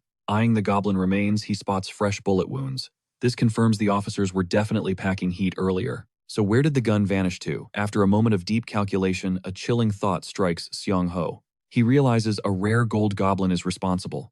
And honestly, the thrill of the hunt starts surging. He is claiming that kill for himself. Plan ready, our hero hits up emergency services to report the location. He leaves a detailed note with coordinates and specific orders to burn or bury those nasty goblin bodies. Monsters are already public knowledge, so staying low-key is a waste of time. It is time to get aggressive. It is a race against the clock. He hopes his miniature murder pup can help him track the scent. Elsewhere, a brutal skirmish erupts between a goblin and an unawakened human. The creature easily evades the clumsy strike. 3 monsters remain. One terrified survivor questions his captain if this suicide mission is actually the right move. Why is he playing tank without a single ability? Just then, the captain finally activates his supernatural power. He wields the power of psychokinesis. Major downside: this skill has a massive cast time that leaves them vulnerable. He levitates a hail of stones, launching them to crush the goblin. He is strictly playing the support role. His partner desperately asks when backup will arrive. The captain just received some pretty grim news instead. The main force headed for Gaishan Mountain was intercepted. They are currently pinned down and unable to advance. This news rattles the unawakened guy to his core. He is ready to bail and save his own skin, but the captain refuses to retreat. Suddenly, 3 goblins pounce, nearly overwhelming the defenseless man in seconds. More psychokinetic rocks rain down, shattering their skulls. Luckily, these monsters are weaker than their in-game counterparts. The captain demands he stay calm and keep fighting. If they can just clear these low-level mobs and take down the hobgoblin squad, they will secure a massive lead. But the captain's ego is showing. He gets distracted by his own lecturing and eats a mace to the hand. Now he is badly mangled. His concentration breaks and he loses control. It is humiliating how a low-tier goblin just totally outplayed him. A perfect counter-strategy from a monster. Talk about a skill issue. Now they are sitting ducks. The goblin trio closes in, lunging from every direction. It looks like the end of the line for them. Then a bolt whistles through the air, piercing a goblin's skull. 2 more shots follow in rapid succession. The remaining monsters are tagged, leaving the duo completely baffled. Who is their mysterious savior in the shadows? They scan the dark tree line, searching for the archer. Cut to Songho coolly wielding his tactical combat bow. He briefly wonders if wasting precious ammo on these 2 was even worth the hassle. Still, Songho is satisfied. He just scored some high-value intel regarding the other awakeners. Fact 1. These guys were blocked from ascending the peak. Something powerful is gatekeeping that mountain. Fact 2. These goblins were already half dead. Connecting the dots, Songho prepares his next move. Songho's mind is already racing with his next move.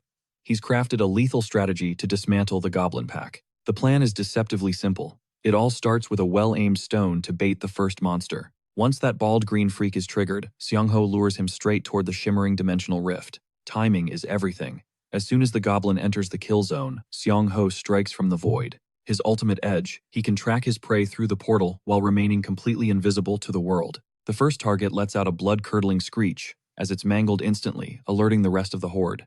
Using the gate as leverage, our MC rips his spear from the goblin's flesh with brutal efficiency. Enter the hobgoblin. Thanks to its boosted perception, it immediately spots its fallen soldier. Instead of looking for an intruder, it starts accusing its own squad of treachery and murder. Total mayhem erupts. The group's trust shatters, forcing the confused goblins to abandon their paranoid leader. Seizing the moment, the cold-blooded Songho steps out of the shadows. He executes a perfect decapitation, proving that the first strike is always the most lethal. Rinse and repeat.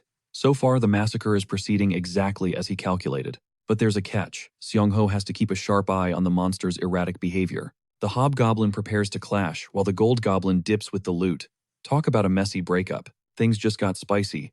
Our boy has to pivot to a high-stakes gamble as Captain Mustard closes in. He's closing the distance fast. With no room to dodge, Songho braces for a bone-crushing impact. Even with a successful block, the sheer force sends him flying into a nearby trunk. Bruised and shaking, Songho is in a tight spot.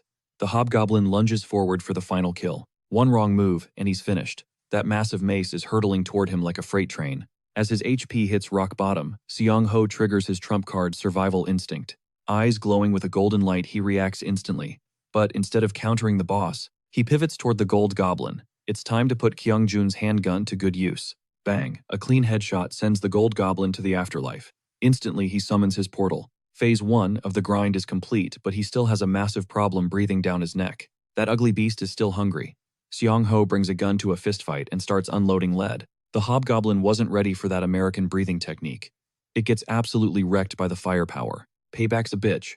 Songho carves up the monster's hide with stylish, lethal precision. Boom level 6 reached and 16 points secured. This brutal mission is finally in the bag. He inspects his new loot, Terrain Sense. Now he can read the battlefield like the back of his hand. Wild part is everything he touched during the fight evolved into permanent high-tier gear. No time to celebrate. He senses a search party closing in on his location. With the spoils of war in hand, he steps through his portal to lay low in his hideout. Fast forward to the next morning, our boy is woken up by his loyal furry best friend. One look at his watch and he's shocked. Those wounds knocked him out for an entire 24 hours. Survival instinct is no joke. He vows to save that risky power for life or death scenarios only. Time for the unboxing. He lays out the gold goblin's treasures across his table. We've got revolvers, daggers, and rare gear. These monsters were seriously packing some heat. The guns are cool, but the real MVP is that shimmering mithril knife. This blade has permanent invariance, a god-tier trait that's almost impossible to find in this game. This knife is immune to the looming disease catastrophe. But one mystery still keeps him up. How did a low-level goblin get its hands on a 100-point item? It just doesn't add up. Upon closer inspection, he notices tiny flaws in the metal. That's when the realization hits him. These goblins are evolving. Their gear is too advanced for mindless monsters to craft alone. Is a civilization-wide mutation occurring? If so, even more terrifying genius-level goblins are lurking out there. He's tinkering with the mechanics like a mad scientist. It's all pure theory for now, but he's definitely cooking something up for later. For the moment, though, he's more focused on unboxing those loot satchels and praying for a massive jackpot. Songho pulls out a cluster of shade grapes. These rare fruits grant instant night vision, a literal survival essential in this world. These grapes are exactly why those goblins own the night. Opening his status window, our guy checks his current progress. He's grinning at the numbers. His growth rate is absolutely eclipsing the stats he had back in the original game. With the basic grinding handled, Songho knows it's time to hop back to reality. He triggers his skill for the jump. Stepping through the rift, his phone immediately goes nuclear with notifications. The signal returns, and it's pure chaos. Texts from Hyungjun, Mikyung, and even Soo-yoon flood his inbox, all desperate to check if he's still breathing. With all this attention, he's starting to feel like the main character.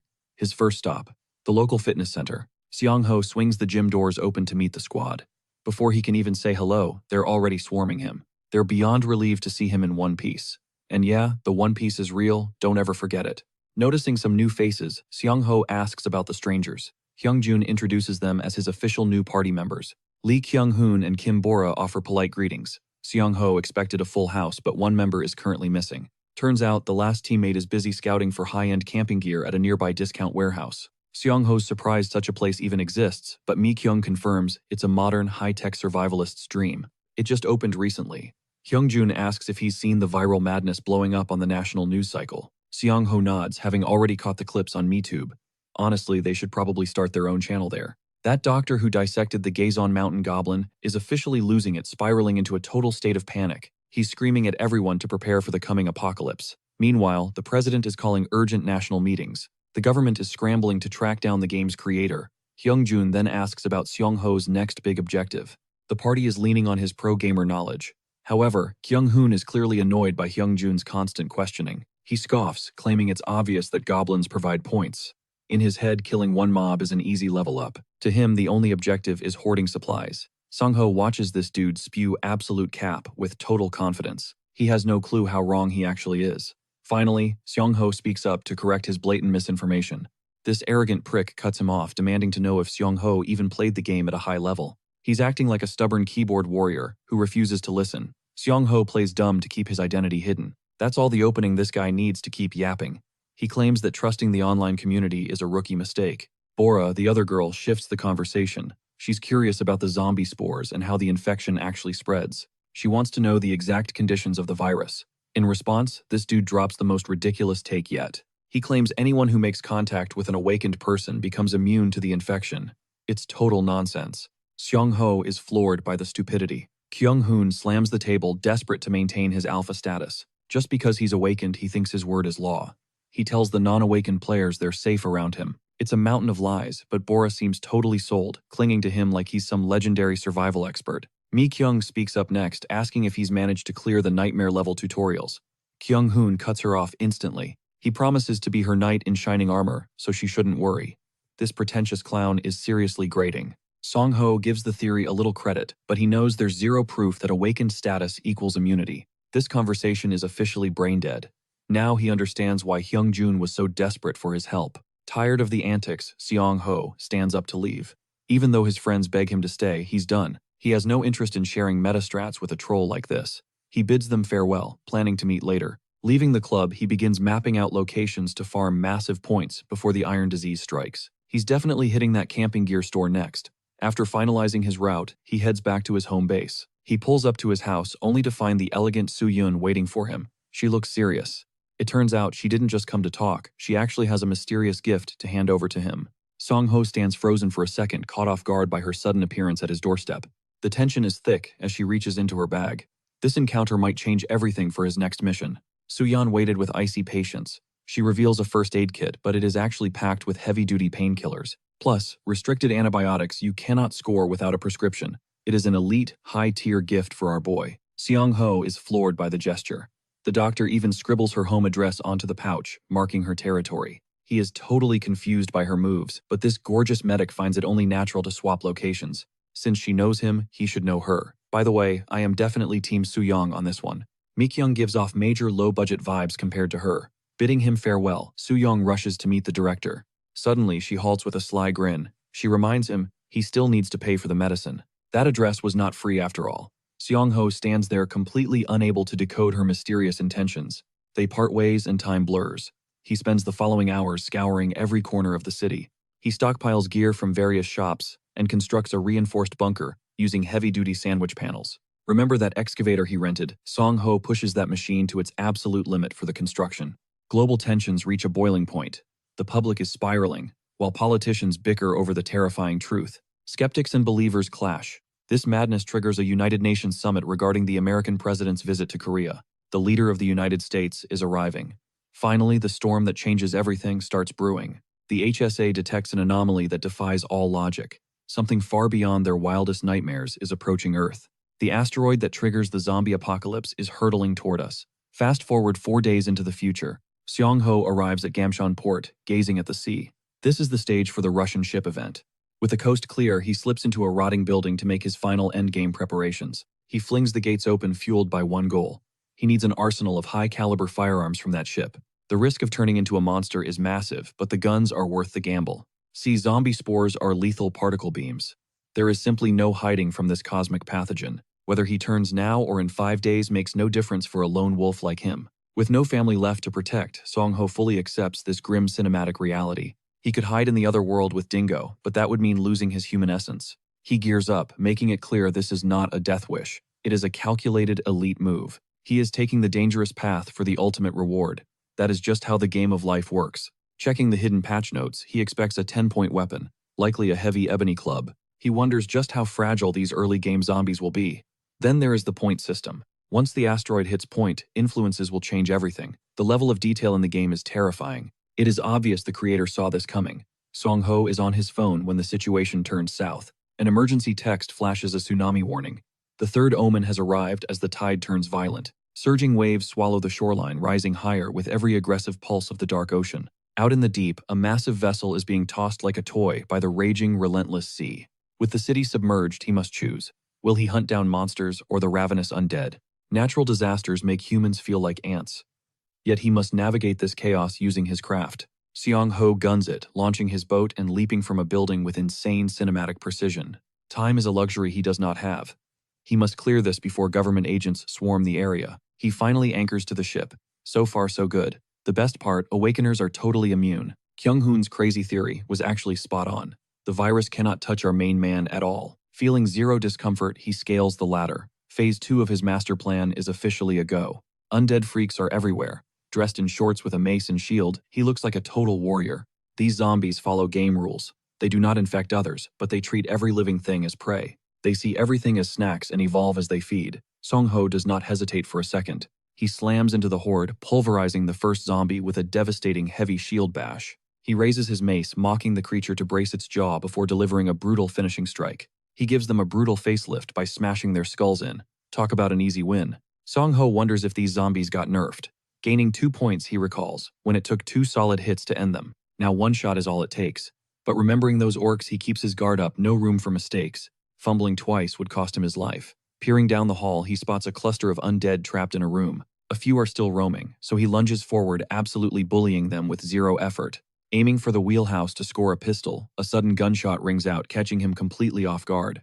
Survival on this ship should be impossible. He sprints toward the noise, realizing something about the lucky few. Sometimes non-awakeners survive the spores just by being near a player. Pure random luck. He needs this person alive for intel, but by the time he arrives, it's already game over for the poor guy. The corpse clutches a photo of a loved one.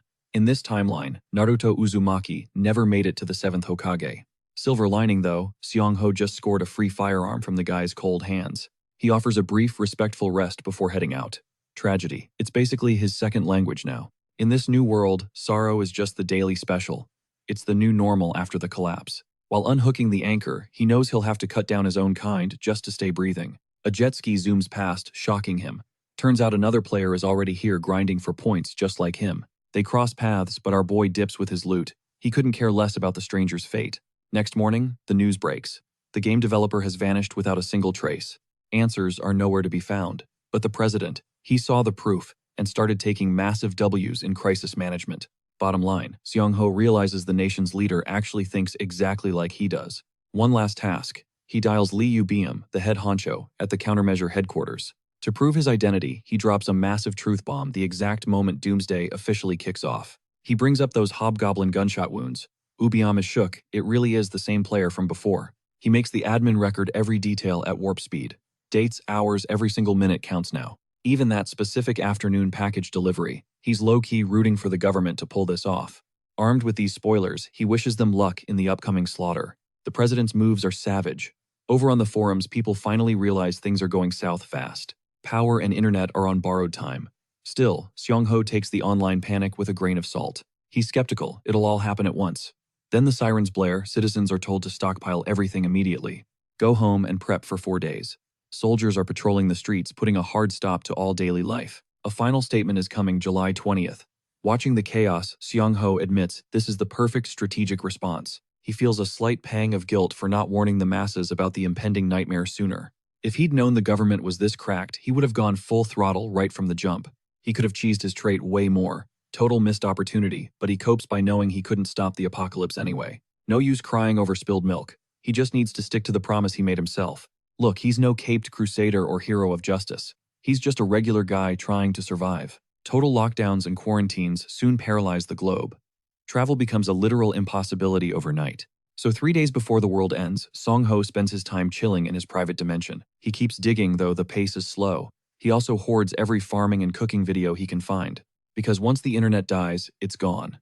2 days left, he scouts the perimeter with Dingo, feeling pretty blessed. He finds golden apples. It makes him wonder if this soil is enchanted, or just straight up blessed by the gods. 1 day to go, and we've got a mystery. 2 packs of sweet potato jellies have vanished from his stash.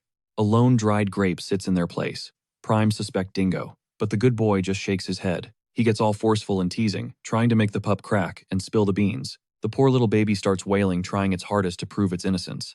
Smash that like button right now. Justice for Dingo. Realizing his pup was framed, Songho dives into the CCTV archives to hunt for the real culprit. Eager for answers, he fires up the laptop, only to freeze in shock at the sight of armored beetles swarming his home. These tiny invaders slip through the doggy door, snatching the jelly, but leaving a single grape as a bizarre tribute. Seriously, that is top-tier wholesomeness. One beetle even bows to the lens, proving these little dudes possess eerie intelligence. With his interest piqued, Songho is dying to get a closer look at these mysterious, high-intelligence insects. But safety first, he seals the doggy door shut, leaving poor Dingo whining in pure puppy dog heartbreak. Time is up. With guests arriving soon, our lead tears open a dimensional rift and vanishes back into the other realm. Later, Songho rallies his core squad, breathing a sigh of relief that every single one of them survived the chaos. Despite the ironclad lockdown, a fresh face catches his eye, a mysterious newcomer joining their ranks. Meet Yu Hyun, the team's final piece and a total elite pretty boy who has already unlocked his hidden awakened powers. He is a total gaming noob, but as an electrical engineering major, his technical skills are absolutely cracked. Vibe check passed. Songho welcomes him while playing it cool as a humble non-awakener, keeping the formal pleasantries flowing. Business time. Songho cuts to the chase, demanding a full intel debrief from every member of the circle. First up is Hyung-jun, this discount Yuji clone who is ready to spill what he saw. He recounts a chilling call with his ex-wife that went dead, triggering a desperate frantic search for his missing daughter. During his trek, he stumbled upon massive military blockades choking the highways, hinting at a sinister large-scale operation. His digging revealed a desperate government scramble to clear out everyone living near the massive petrochemical complex. Next, our sophisticated Dr. Su-yan drops a bombshell she witnessed secret bunkers being fast-tracked in the local park. It sounds like a conspiracy, but the evidence is undeniable. Then Mi-young steps up with a story from the market. She overheard whispers of a political coup. Top officials, defying the president, were silenced and thrown into shadow detention. This intel is gold. Songho realizes the pieces are falling into place. The finale is closer than anyone imagined. The president's move is transparent now. He is ahead of the curve, which begs the question, what is the real endgame? Why the interrogation? Because in this high-stakes network, every piece of data needs a rock-solid justification to connect the dots. Sure, he could flex his veteran status to win them over, but that would paint a massive target on his back. Songho commands the room, urging everyone to brace themselves for the heavy truth he is about to drop. He exposes the president's twisted goal, a controlled apocalypse. The revelation hits the room like a physical blow, leaving everyone breathless. He connects the dots, citing the eerie lockdowns and the total paralysis of every major national facility as cold proof. Only one motive explains such radical, lightning-fast changes to the nation's infrastructure. They are preparing for the end. Su-yan's brilliant mind sharpens. She realizes with a jolt that the world's expiration date is practically tomorrow. She realizes the government isn't guessing, they know the exact moment the nightmare begins. Songho gives a grim nod. July 20th. That is the date. Yu Hyun panics, reaching for his phone to warn his family, but Songho shuts him down. No time for hysteria. In this brutal reality, your survival outweighs everything. It is cold logic, but the only way. He issues a chilling warning by sunrise. Any one of them could be a mindless, flesh-eating monster. As death's shadow looms, Songho reveals his ace, a stack of classified files that hold the key to survival. These documents contain a complete walkthrough for the tutorial phase. Hyung-jun, skeptical as ever, demands to know his source. I watch the streams. Songho lies smoothly. He even offers Mi-young a rare mock apology for his secrecy. She brushes it off, admitting she has been playing her own game of shadows. With these files, the power dynamic shifts. This intel is their new Bible. Songho orders them to follow his survival manual to the letter, no exceptions. The goal? Ace, the tutorial. As midnight strikes, the countdown to the world's final day officially begins. The calm before the storm. For 32 grueling days, Songho maxed out his stats to survive the coming hellscape. Despite his grind, doubt lingers. Could his anonymous playstyle become his ultimate undoing when the stakes turn lethal? No turning back now. Our hero faces the abyss with zero regrets, confident in every high-stakes move he has made. Above, humanity's last stand begins. Missiles streak across the sky, colliding with the massive asteroid in a fiery embrace. He gazes up, wondering, is this truly the inevitable extinction of the human race, or just a new beginning? The apocalypse is here. As the sun rises and lockdowns vanish, Songho's master plan is finally ready for action. He reinforced his lair with ballistic-grade glass and reinforced steel. Next, his lethal daily ritual commenced. Pumping venom into his veins, he forged immunity. Then the real training session began. No cap, he's crushing 300 one-arm push-ups while literally toxic.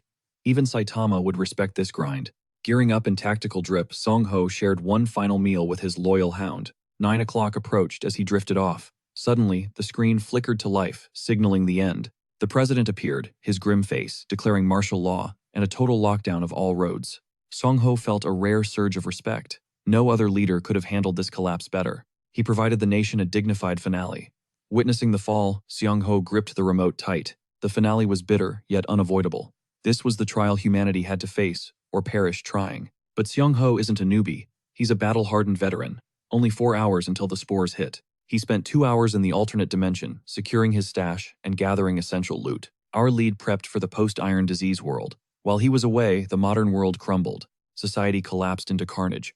Brother turned against brother as every shred of morality vanished instantly. A disheveled giant stood amidst the wreck, welcoming death before a car finally ended his misery. Psychopaths unleashed their bloodlust without guilt. It was the endgame. Real talk. How would you survive? Drop your survival plans in the comments. Could you handle a world-ending event like this one? A blonde thug drove on unfazed by the body. His crew didn't care about the damaged ride. After all, the Iron Disease would soon render every engine completely useless. One thug aimed his bat skyward, taunting the loser watching from above. He has beef with Songho. He plans to farm our hero for points. Songho just finds his ego absolutely ridiculous. Suddenly, flyers rained down. Even facing extinction, the government tried to maintain a facade of care. Their altruism contrasted sharply with Songho's cold, calculated obsession with his own survival. Unity could have trivialized the apocalypse, but Songho knows humanity isn't built that way. Crumpling the paper, he dismissed such idealism. It was time to finalize his own master plan. Only 3 minutes left. Songho checked his oxygen reserves, praying his stash would be enough. He's already mapped out every scavenge route in the city to replenish his vital supplies. Staring at his watch, a stray thought hit: what if he forgot to remove it before the turn? Overthinking was a luxury he couldn't afford. He donned his helmet as the clock struck 1. The spores arrived. Stealing his resolve, he kicked his bike to life. Now the grand plan begins. The infection exploded. Spores choked the streets, draining the life from every soul they touched. Only ravenous purple-hued ghouls remained, their predatory senses honing in on the slightest sound. Songho gunned it, weaving through the undead. Surprisingly, the streets weren't as packed as expected. Most had transformed within their homes, dying in the silent embrace of their families. His only real curiosity, finding another survivor who had defied the inevitable transformation. Things were looking up. He banked into a shortcut to maintain his momentum. Avoiding combat was key while farming loot. Luckily, the storefront shutters remained firmly locked down. He swung his sledgehammer, shattering the glass like a pro before breaching the interior. Opening the portal speed was everything. He grabbed supplies with clinical efficiency. He had a small window before the spores achieved total neural dominance over the horde. Reaching the hardware store before the zombies synchronized their assault was his top priority. Our MC was speed looting, tossing every useful scrap into his inventory. He secured a mountain of meds for his dog. Pharmacy cleared, he checked his timing. He was ahead of schedule, or so he believed. Fate had other plans, though. He hit a snag. The hardware store was double-locked. Naturally, he'd already planned for this. Out came the gas tanks. He fired up the oxygen cutter, but there was one loud problem. Surrounded by rot, Songho recalls that despite their nerfed tracking, these monsters home in on noise instantly. It barely took a heartbeat for the undead to lock onto the sound and swarm his location. Facing a wall of death, he draws on his experience from the Russian ship Nightmare to stay cool. These are level 1 weaklings, mere nutrient-hungry shells that are practically begging to be put down for good. He charges into the fray, his heavy mace whistling through the air with lethal crushing intent. One skull shatters instantly. Songho knows even a total scrub could win if they hit the vitals. As 2 more lunge, he pulverizes one's head, before swinging back to flatten the other's ribs. Honestly, this apocalyptic nightmare feels like playing the game on easy mode, compared to the original. Each kill nets him 2 points, making this a pure farming session. Now, how to handle the rest? Strategy is key. He needs to funnel the horde into a narrow alley to avoid being overwhelmed. But his path is fixed. He has a vital objective to reach first. Spotting an oxygen cutter, a devious plan forms. It's time to nuke this entire crowd in one glorious explosion. He braces behind his shield as the hungry mob closes in, giving these brain-dead freaks a final warning. He only steered clear of these ugly meat sacks because wasting farming time is the ultimate sin. Crushing faces left and right, Songho mocks the horde, declaring he was never actually threatened by them. His trash talk acts like a total taunt, causing the entire mob to crash toward him simultaneously. He flexes that Gojo-level speed, vanishing before they can touch him. Total aura farm, no cap. With 5,500 hours in that hellish game, he's the ultimate veteran. No zombie stands a chance. Without elite ghouls present, these basic zombies thinking they can win is a literal joke to him. A massive shield slam clears the path, sending bodies flying as he dominates the front line. This whole circus show was exhausting, but watching them fall is the perfect post-fight entertainment reward. He sparks his lighter over a heap of corpses, ready to send these monsters straight to oblivion. After the hardware store massacre, he grabs his loot and sets his sights on the local precinct. Upon arrival, he finds the armory stripped bare. Every piece of high-tier gear has already been scavenged. It's like a real-life battle royale out here. Disappointed. Nah, he's just getting started on a better plan. He spots a body with a tactical pack and hits the jackpot pistols, tasers, and vital comms gear inside. He pushes forward to his fourth major loot zone. Progress is smooth thanks to the detection skill he ripped from that dead hobgoblin's hands. With maxed-out perception and handiwork, he ghosts past the undead like they aren't even there. The zombies are beginning to swarm together, but he's already back at the motorcycle dealership. Only a rugged ATV remains. He loads his supplies, turning the vehicle into a mobile base. Checking his stats, he slips back to his personal dimension for a much-needed break to clear debuffs.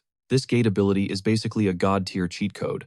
Refreshed, he prepares to dive back into reality. While choosing his next target, two arrogant bullies show up, mocking him for being a normal human. These punks decide to harass a non-awakened guy, even blasting a lightning bolt straight at his groin. He slides back, protecting his vitals while realizing this creep's weird obsession has gone way too far. Tactical mind engaged, he readies his dimensional gate for a lethal counterstrike. As one punk watches the perimeter, Songho coldly considers if he should just end their lives. The bully struts forward with unearned ego, unaware he's walking into a trap. In the tutorial phase, the system probably won't even flag him as a murderer for this. And even if it does, it doesn't matter. He's ready to do what's necessary to survive. Using his invisible gate, he vanishes into thin air, leaving his opponent dazed and confused. He could easily end this blonde brat, but the weight of real-life killing still feels heavy. Instead of a blade, he uses a rear-naked choke, forcing the punk to face reality. As the bully gasps, realizing Songho is an awakener, our boy demands to know their true motive. Turns out, this delusional clown thinks he actually snatched Songho's girl, obsessing over the memory of seeing our lead in bed with her. After dropping him with a devastating back kick, Songho towers over the loser, coldly declaring this to be his absolute final warning. Songho reveals his unwavering code against hurting the innocent, but the punk just sneers at his supposed moral high ground. In his mind, they're cut from the same cloth, two selfish opportunists who only give a damn about their own survival. He pulls the trigger, but our boy just taps into his insane aura, weaving through the shot like he's unlocked Ultra Instinct. Surprisingly, Songho agrees with the blonde. Thanks to that idiot's big mouth, he's officially been given the green light to end him. He seizes the punk's head, whispering that he's just as much trash as the rest. Truth is, Songho simply hated admitting it. Then he absolutely shatters the guy's jaw. Absolute chills, fam, because we finally have a main character who doesn't hold back. Songho had survived over 100 death matches. Even after dying in every single one, the phantom pain couldn't stop his trembling. The reality of taking a life in the flesh was different. Just then, another coward crawls up, but Songho spares him. Instead, he coldly tells him to watch his back, just as a horde of zombies lunges for the terrified man. They were ready to feast on this budget, Bertolt. Within seconds, the guy is ripped to shreds by the ravenous undead. Songho embraces his cold instinct for self-preservation, ignoring the man's desperate screams for help as the end draws near. Deep down, a stone-cold killer like him knew some people in this new world simply didn't deserve a second chance. Let's break down Sora's murderer system, a brutal mechanic introduced 3 months after the game's official launch. It aimed to stop griefers, but the execution was straight garbage. Your first kill only netted you a slap on the wrist warning. Devs were terrified of losing their player base, so the game only started dealing out real punishment after the third kill. Eventually, any killer was branded a murderer. On the second offense, the system would analyze the intent behind the player's actions. It would judge their level of involvement, though some still manipulated the system. So why would anyone choose this path? Simple money, massive stat boosts, and even plundering skills from others. The unique abilities made greed almost impossible to resist. These perks turned a standard survival sim into a cutthroat battlefield for the power-hungry. It was a playground for psychopaths, but being a labeled murderer came with a heavy, dangerous price tag. Killers were forced to keep slaying, eventually triggering a death field. This barrier would lock down whenever 3 or more players gathered. Once the barrier rose, it was a fight to the bitter end. While Bro's squad was busy messing around nearby, they proceeded to absolutely demolish the murderer. Now, you're probably thinking, isn't the killer at an advantage? Actually, no, because the late game was crawling with elite veterans. Any low-level griefer would be instantly deleted by a high-tier player. After turning into a murderer, you're supposed to feel a haunting, distinct heartbeat, but Songho feels absolutely nothing.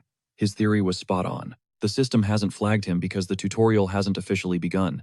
This gives Songho a free pass to massacre anyone for the next few hours. He quickly shakes off the thought, knowing that going full psycho would be pure insanity.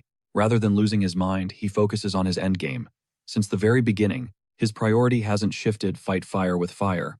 He's essentially adopting Lelouch's destroy evil with a greater evil philosophy. Tossing his gear into the gate, Songho makes one thing clear. He only draws blood when his principles demand it. Flash forward to 4 p.m., where he's scouting a cluster of zombies near a warehouse. They're stubbornly lingering in one spot, drawn by the sound of survivors bickering inside. 2 groups are trading threats, though leaving means facing the undead horde. One guy slams the other group, calling them absolute morons for expecting his crew to just walk out. A punk in a red hoodie acts like a big shot, but he's such a coward that even Walmart Higuruma doubts he can aim. Triggered, the guy lets a crossbow bolt fly, bragging about his pro-tier marksmanship skills from the game. Hilariously, the shot actually connects with the other guy's shoulder, sending him into a fit of agonizing screams. The shooter gloats about his ruthlessness, claiming the apocalypse is strictly for the survival of the fittest. He demands they vanish immediately, or taste more steel. With no choice left, the trio begrudgingly prepares to leave. The thugs hurl insults as the survivors head for the exit, but these 3 have a little parting gift planned. They slam the doors, creating a massive racket to draw the entire horde toward those arrogant pricks. After terrifying the idiots, the group vanishes into the night. From the shadows, Songho silently watches them escape. Stunned by this wild plot twist, our MC is so hyped he's ready to drop a legendary gift if their paths ever cross again. Switching back to our boy, the massive loot grind is finally wrapped. Aside from his crib and the industrial zone, just 1 hour remains before the tutorial clock hits 0. Songho weighs his options for the first move, opting to flip the script. He slips into the other world for the endgame. Think about it. Where is the endgame? Absolute highest zombie density in the entire game. That is right, it is none other than the ultimate buffet for the undead. Basically superstores and local groceries. Most players steer clear of these death traps, but seasoned vets with thousands of hours play by different rules. Like our boy dousing the lot in gasoline despite the early game gear shortage. He is hungry for that level grind.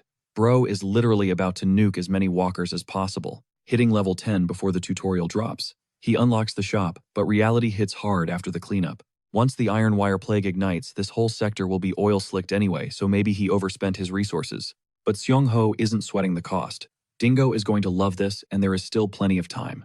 On the clock, our boy gives the best doggo some head pats, signaling him to execute the drill they practiced. With one signal, Dingo blurs into a sprint. Those flesh-starved ghouls are too busy feeding to spot a furry missile shredding through them. Dingo weaves through the horde with 0 effort, pure agility. The pup kicks the door wide, baiting the entire ravenous pack into a frantic chase. Songho is impressed. The boy is a natural. With the horde lured, Dingo dives back through the portal, while Songho flicks his lighter for the grand finale. The zombies freeze as the flame hits. The gas-soaked ground, vaporizing everything. W for Dingo. That massive multi-kill boosts him to level 11, earning 116 points and a fresh dimensional slot ability for his trait build. By sundown, the market and towers are picked clean. He even drops a portal mid-road, fully aware these structures are slated for total destruction once he crosses over. Trading his useless bike for survival, Songho swaps to a zero-metal loadout, donning a fiber weave vest and tactical helmet. He hits his training grounds a kilometer out, gear-ready prep finished. The final look is solid, and honestly, Songho does not even miss the zippers or buckles. 3 minutes until the world ends, and a chilling dread sinks in. He knows the portal only takes him and his gear, and his breakdown confirms the worst. Both the spores and the iron wire plague are airborne nightmares. Spores drop humans, while the iron wire disease disintegrates everything metal. Total danger. Songho stands ready in the remote training field, surrounded by wooden dummies. Panic is useless now. Even if his gear fails, his only move is to outrun the apocalypse. Shaking Songho locks in and reopens the gate. 3 seconds. The iron wire plague hits the nation. Instantly, everything is erased. Everything. Concrete turns to ash, skyscrapers collapse, and towers are shredded. This metallic virus is why civilization stayed dead. Humanity crumbled in the blink of an eye. From the portal, Songho watches humanity reset to the Stone Age. Hope is gone. Watching the world burn in real time is pure nightmare fuel. Could you guys survive this? Drop a comment. A massive blast rocks the earth. An ammo dump maybe. Then he remembers his priority. Those iron beads need to be safe. Fortunately, they are intact. But the relief is short-lived. This situation is anything but. Okay, our boy shuts the portal, killing his emotions to stick to the mission and focus on prep. That was the plan until he reached the shelter and got blindsided. Tiny beetles are buzzing with hype waiting for him. They are back to steal again, but Songho just rolls with it, accepting the route they are offering. Is this an apology? The beetle nods down for a fair trade despite Songho's spicy attitude toward these cuties. Their eyes are still glowing with pure fascination. They are so adorable, it actually makes Songho's cold heart melt. He pitches a deal, explaining he wants rare items instead of food. He figured their bug brains couldn't possibly understand. I mean, even if these beetles are smart, real communication should be impossible, right? Well, things are about to get wild. Out of nowhere, the red beetle grabs a stick and starts writing in the dirt. Songho's jaw literally hits the floor. The bug is literally proposing a trade-off for jelly. He is totally down and tries to grab the loot immediately. But the little guy slaps his hand away. Don't be greedy, bro. Now like two criminal masterminds, they start plotting. After some back and forth, the beetle agrees. Even the system chimes in, confirming the trade agreement is officially in motion. Suddenly, a formal contract prompt pops up. This caught him off guard since things with his dog were way more casual. It hits him then, high-intellect creatures aren't just pets you can own. You have to treat them like actual partners. The contract is insane, listing names and ironclad terms. Honestly, these insects probably graduated top of their class at Harvard Law. With nothing to lose, our boy signs.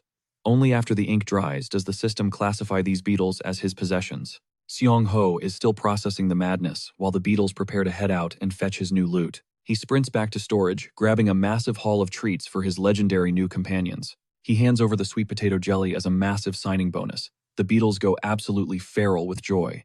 After vibing with his new bug squad, Songho tells them to feast up and return with even better treasures.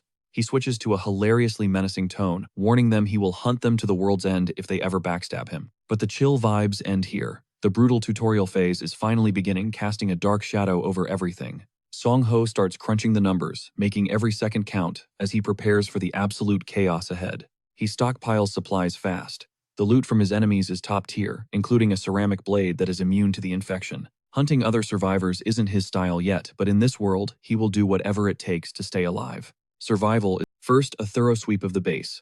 Once his haul is secured, Songho grabs the salvaged personal computer tower and the hard drive he liberated from the complex. He hooks them up, diving straight into the encrypted data.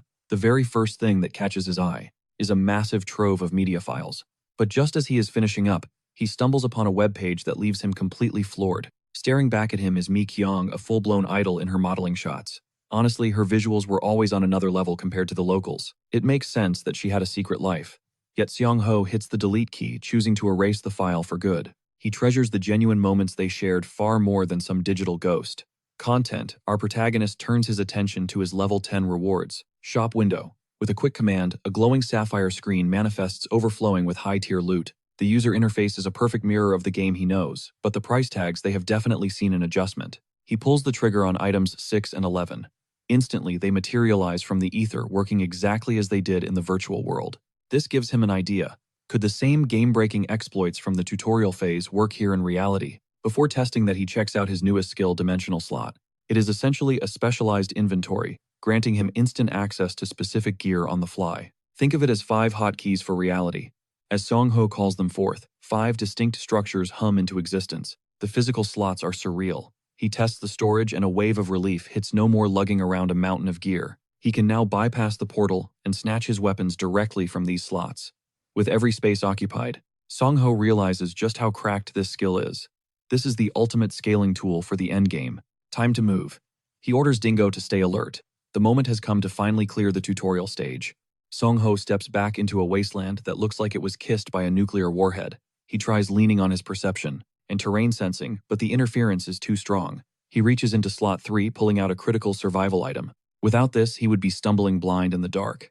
He pulls out the Shade Grapes, a temporary buff for his vision. They are designed to grant perfect night vision. He pops a glowing grape, and suddenly the world shifts. His eyes ignite with a faint, eerie glow. Now the rotting husks of zombies lurking ahead are clear as day. Now for a safe zone in this nightmare. One thing about this world, It is absolutely unforgiving to its players. There are zero hand-holding notifications for events, except for right now. The tutorial is the only warning you will get. That is because the massive tide of undead is the notification. The real puzzle, however, remains. What exactly triggers that impenetrable wall of death, if even one zombie catches his scent? For now, he is a ghost slipping through the shadows undetected. But there is a second trigger, the tutorial item. To force the system's hand, Songho focuses his gaze on a seemingly empty patch of ground. This is where he breaks the game. A shimmering blue fracture rips through the concrete, a literal glitch in the matrix. He grabs the weapon just as it is being generated, forcing the system to duplicate the legendary loot. It worked. He now holds a perfect clone of the Ebony Wood Club, a weapon even more lethal than its digital counterpart. The world's internal logic might be a chaotic mess of shady patch notes, but this buff, it is absolute. He stows the gear just as the guttural moans of the restless dead begin to echo through the halls. They are rioting. Without hesitation, Songho leaps through the window, diving headfirst into the fray to obliterate the first target. The time for stealth is over. These monsters are everywhere, and he is ready to face the storm. The tutorial is live. He remembers the victory conditions clearly. Path 1, absolute genocide. He begins smashing skulls with relentless precision. He carves a path of destruction intending to wipe every single rotting creature from the face of the earth. Our main character is straight up pulling a John Wick, leaving nothing but carnage in his wake. But for those seeking a shortcut, the second option is to breach the zombie perimeter. He sprints toward the wall of flesh and launches himself upward. He lands a devastating blow to a zombie's chest, but his frustration grows. He wanted to speedrun this like Togong and Ori. Fate had other plans. No matter though, Songho is a master strategist at heart. His real plan, sprint straight to the boss's lair and crush its skull before it can even blink. And he is moving now. Not a single second is wasted as he bolts through the ruins. He knows exactly where his target is hiding. Even here, the hidden checkpoint system is active. He navigates the perimeter, baiting the system to react. The boss should be materializing any second. The only issue pinpointing its exact location in this real-world hellscape. Time is ticking, as his invisibility expires. Songho needs to pinpoint that landmark before it's too late. Mapping the 3-kilometer radius from his start point, he nimbly weaves through the ravenous undead. Darting toward a zombie-free zone, he finally dives inside just as his stealth buff vanishes into thin air. This sanctuary is safe from the reaching claws of the horde. Now he waits for the boss's arrival. But first, he scales the building. He needs to scout exactly what kind of mutated freak he's fighting. Deep in thought, he suddenly spots a figure on the stairs. Both freeze it is none other than Mikyung. Mikyung reveals the rest of the party survived, but Songho is stunned. She ventured this deep alone. She explains they followed the guidebook strictly. It was Kyung-hoon's call to keep the group together, but a massive horde ruined everything. That toxic troll ignored the guides and led the zombies right here. Trapped because of an absolute idiot, a frustrated Songho gives Mikyung some blunt survival advice. Hiding his awakened status is getting harder. He warns her of the impending boss, leaving her absolutely terrified. She suspects he's a professional hunter, but our guy plays it off like he was just cornered. She drops the subject as Songho explains that killing the boss will force the horde to scatter. Once the wall breaks, their aggression dies. As the legendary gimbap lover Songho himself once posted, surviving after the boss falls marks the tutorial's end. He warns her the monster is appearing any second now. Right then, electricity surges through a corpse. Mikyung gasps as grotesque tentacles erupt from the zombie's body. Songho watches her carefully. These enhanced variants carry a terrifying hidden ability. They seal human traits. These monsters wear crowns that lock your powers. Trembling Mikyung summons her status window, fearing the worst. Her special ability is completely grayed out. Even our protagonist feels his own powers flicker and die. He asks if she still trusts him. Mikyung nods instantly, remembering every time he saved her life. Luckily, she brought every essential item he requested. With the gear ready, the counteroffensive begins. Songho orders her to stay on the roof and bait the horde. As for the main event, he's taking the boss head-on. He looks like a total badass, but inside his nerves are screaming. Stepping into the carnage, the pressure is real. This boss's trait-sealing aura is a nightmare to handle. Trapped between minions and a debuffing monster, he's in a serious jam, exactly what he expected from this. In the game, early traits didn't exist, so the seal was useless. Our strategist realized he'd gotten cocky. He regretted not equipping his bow sooner. But the second that thought crossed his mind, the bow materialized in his hand. It seemed his hidden traits were bypassing the seal after all. Since he outleveled the beast, the seal was imperfect. His quick slots were his only edge in battle. He unsheathes his shield and notched an arrow. If this boss is low tier, the loot will be trash. This much effort for 0 rewards feels like a scam. But honestly, it doesn't even matter anymore. Insert Linkin Park vibes here. Up top, Mikyung starts screaming her lungs out, pulling the horde's aggro. She ignites a flare to sell the distraction. Songho is genuinely impressed by her flawless execution. She's performing better than expected. With the opening, Songho draws his bowstring, dumping points into power. The loss was gone. With a smirk at the zombie, he looses an arrow that shreds the air. The projectile becomes a blur of death, skewering the monster's flesh with terrifying lethal precision. The beast howls in agony. One shot wasn't enough, so Songho dives in to finish his hunt. He hammers his shield down, pinning the monster to the pavement. There is absolutely no escape now. He raises his weapon and crushes the creature's skull like a melon. The boss is officially dead. The seal breaks and his traits return. No skills dropped, so he frantically scavenges for any loot. He scores a rotten bracelet for a perception boost, but wait, there are two of them. It's likely because of Mikyung, who sprints over after wiping out the zombies with her own traits. He realizes these aren't boss drops, they are rewards for every player who cleared the tutorial together. The boss was just the trigger. With 17 fresh points banked, Songho feels the power surge. It's all thanks to the latest patch. He offers her the bracelet, but she modestly tries to decline. He insists, however. Gently binding her hand, he credits their success entirely to her. Eyes crinkling with warmth, Songho suggests hitting the gym next. Mikyung spots the tilting structure.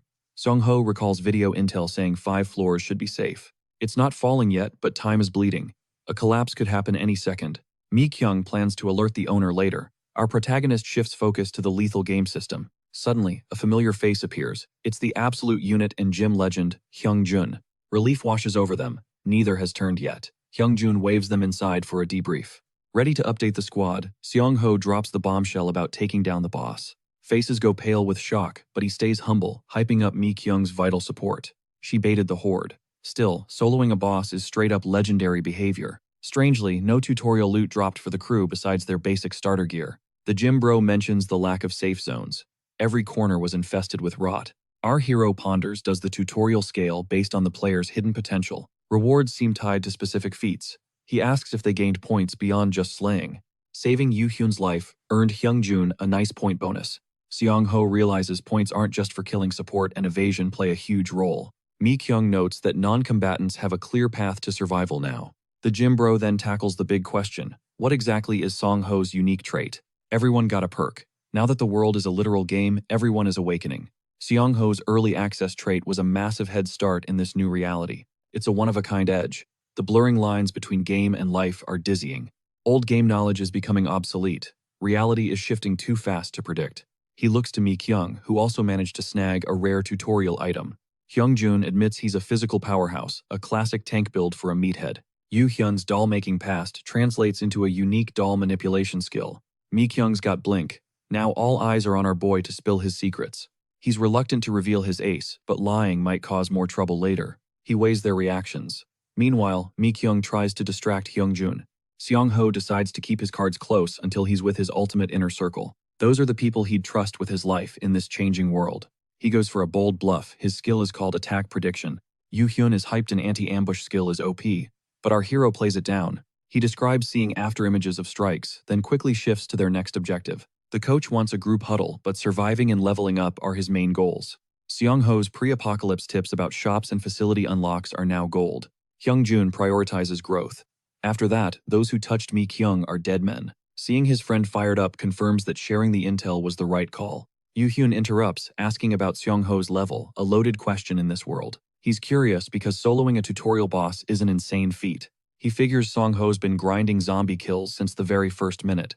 As he analyzes the situation, Hyungjun playfully puts him in a brutal sleeper hold. It seems Mikyung and the gym bro are intentionally creating a smokescreen for him. Songho realizes they're shielding him, even if Hyungjun nearly chokes the kid out. Meeting's over. Our hero preps for a solo run when his bro offers some snacks. Yoo-hyun's custom binoculars are top tier. Hyungjun hides the real reason for his divorce. Believe it or not, this gym-obsessed meathead actually dumped his girl just to protect his precious muscle gains. He'd fake every meal with his wife, terrified that a single bite might ruin his shredded lean physique. This legendary gym bro literally traded his marriage for the squat rack, becoming a prime example of toxic obsession. Songho advises him to be honest, but he's already bracing for their inevitable awkward reactions.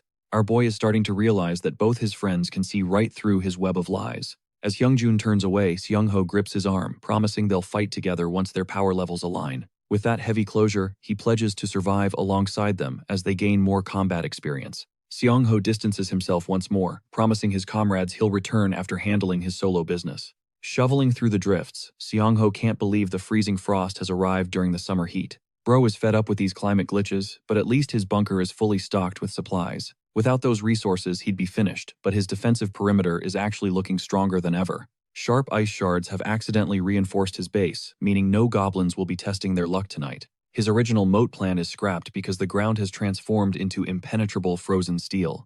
Now he must reorganize his current situation and adapt his survival strategy for the coming winter. Looking back, survival life was always meant to be a brutal winner-takes-all test of endurance. Players can only equip 5 items and 10 skills, making every inventory slot a matter of life. If you exceed the limit, your oldest skill is deleted forever, and that is the absolute worst part. To survive, you had to become a ruthless predator, doing anything to stay atop the food chain. But reality is glitching. Variables like Mikyung's arrival and missing checkpoints don't fit the game's code. Songho suspects a stealth patch dropped while he was offline, leaving him to navigate this world blind. This raises a major question. How should Songho manage his strategy when the rules keep shifting? For now, his core mission remains: stockpile resources, hunt for elite skills, and survive the apocalypse. He decides to double down on what he does best, grinding harder to stay ahead of everyone. He maps a journey to the Otherworld forest to secure the valley and exterminate the lethal owlbears. In the real world, he'll farm firework zones while keeping a lethal eye on the villa party. The sheer volume of work makes his brain melt, but he can't afford to be overwhelmed now. Songho decides to stay fluid. The moment midnight hits, he's heading to Guangali to start the grind. He readies his weapons, focusing on the simple mission ahead, while the city sleeps in chaos. Elsewhere, 2 thugs are busy bullying a subordinate just because he can't even open a food can. The leader goes to strike him, but his girl suggests they grab a drink to celebrate instead. However, this man is paralyzed by fear, terrified that Songho survived and unlocked a powerful awakening. His primary goal is to kill our boy immediately, unaware that his target is currently eavesdropping nearby. Realizing this dude is dangerously obsessed, Songho wonders if he should just burn their hideout down. There's no room for mercy anymore, even if taking action puts his own life at risk. He exposes himself to the punks who immediately aim their weapons at him in a total panic. They can't fathom why he's out so late, but Songho knows the night is safer for him. You can move freely if you avoid creepers at dawn, but the thug mocks his rookie logic. He claims zombies only spawn for level 7 players, thinking they're safe since he's only level 5. Our boy praises his intel, but drops a bombshell everything In-hyuk told him was a lethal lie. While the thug stands there confused, Songho strikes with a terrifying revelation of his own strategy. He isn't here for fireworks, he's here to raid their hideout and end their little reign of terror. The leader thinks he's gone insane and orders an attack, but a bone-chilling sound stops them cold. A Keeper-class monstrosity is hunting them. Baiting the thugs, Songho disappears as they give chase. One idiot uses a speed buff, confident he can catch him, but he's charging into a trap.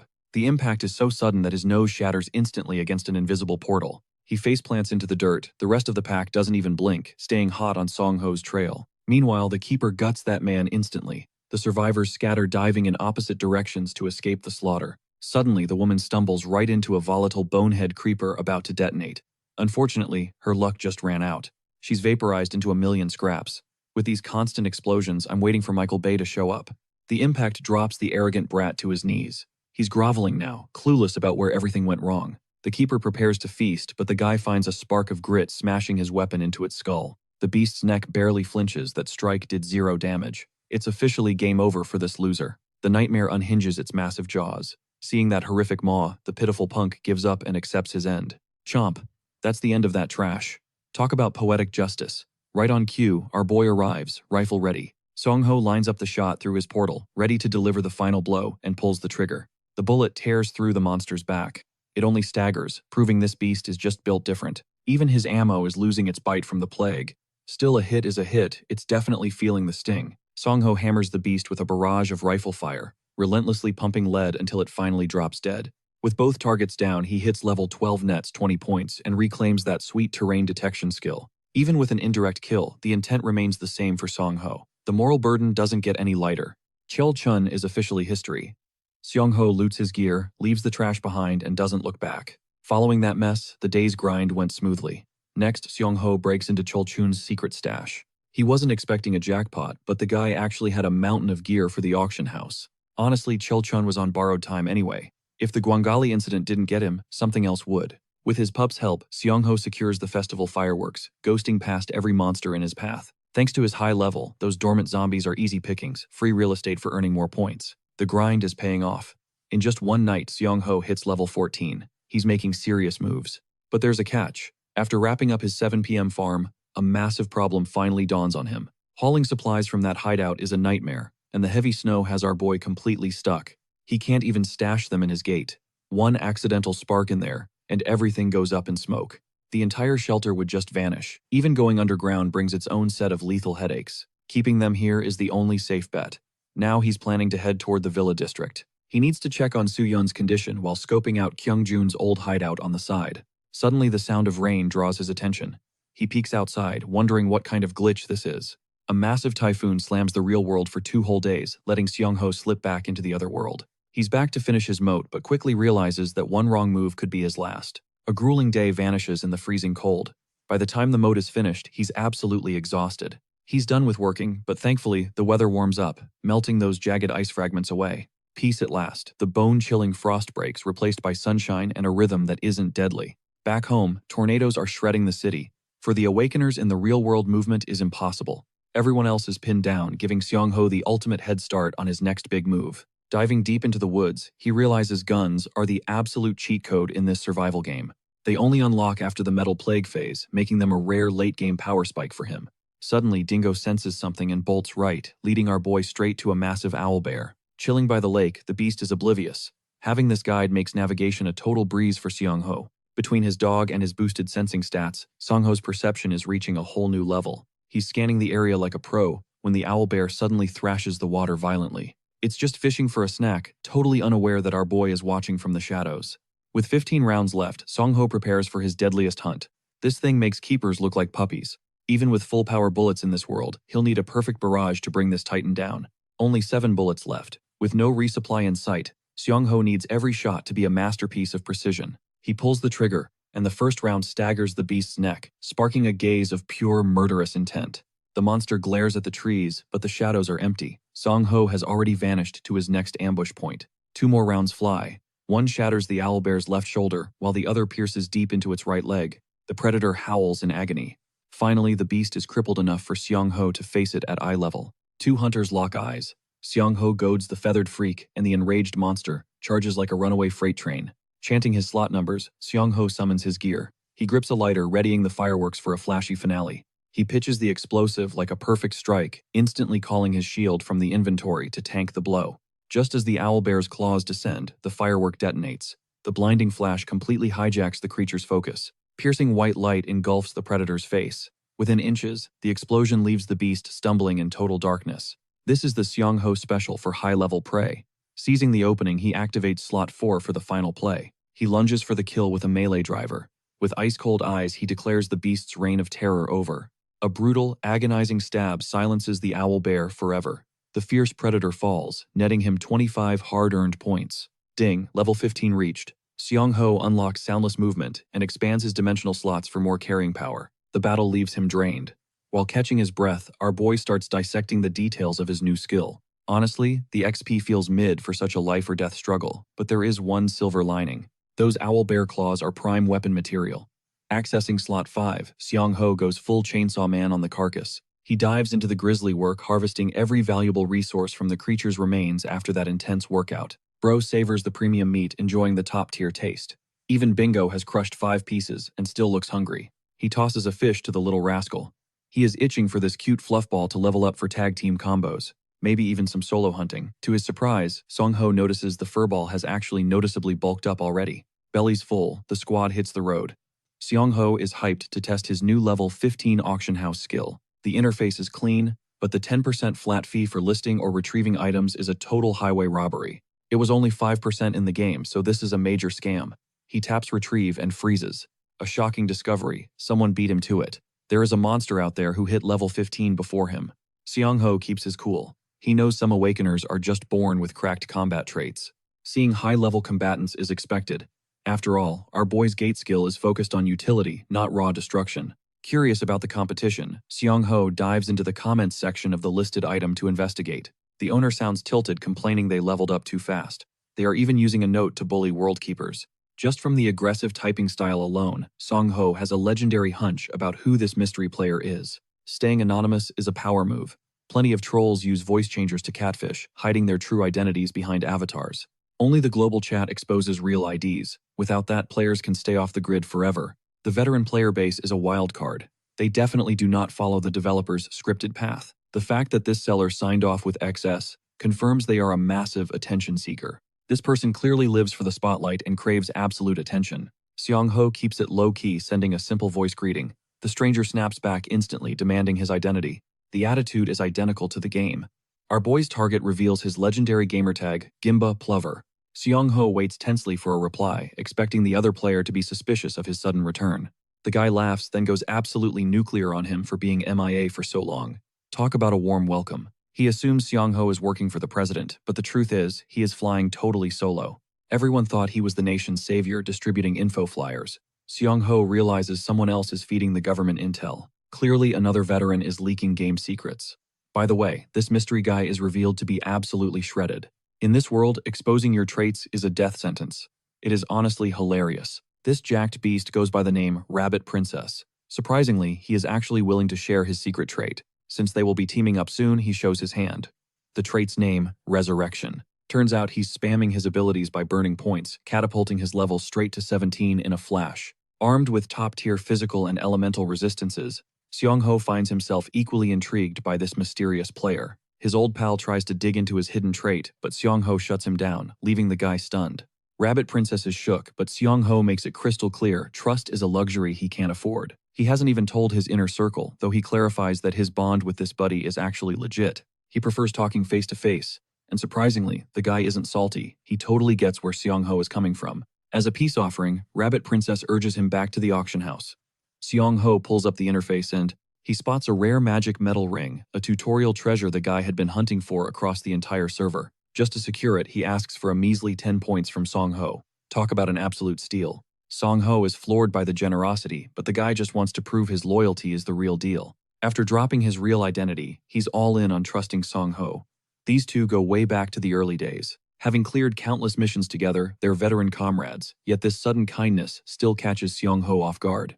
Thrilled with the ring, Songho decides to return the favor, listing some premium smoked trout on the market. He adds an owl bear claw to the lot. Rabbit Princess loses it, practically drooling over those perfectly cooked fillets. He smashes the accept button, stunned by the monster loot, but Songho hints his trait is the secret sauce. His trait draws monsters like flies. Consider this loot a token of faith.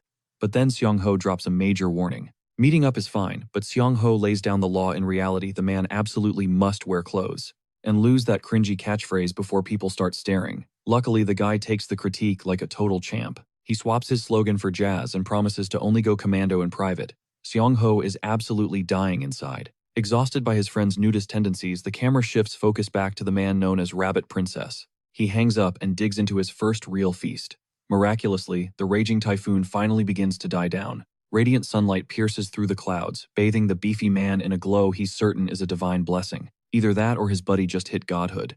Without a second thought, Seo Kyung cannonballs straight out the window. Channeling his inner Power Ranger, he faceplants a zombie into the dirt, fueled by the hype of finally reuniting. Feeling alive for the first time in ages, he tosses the undead around like rag dolls, loving every second. One major issue, Seo Ki-hyun totally lost his way back. Turns out he's got every skill except a compass.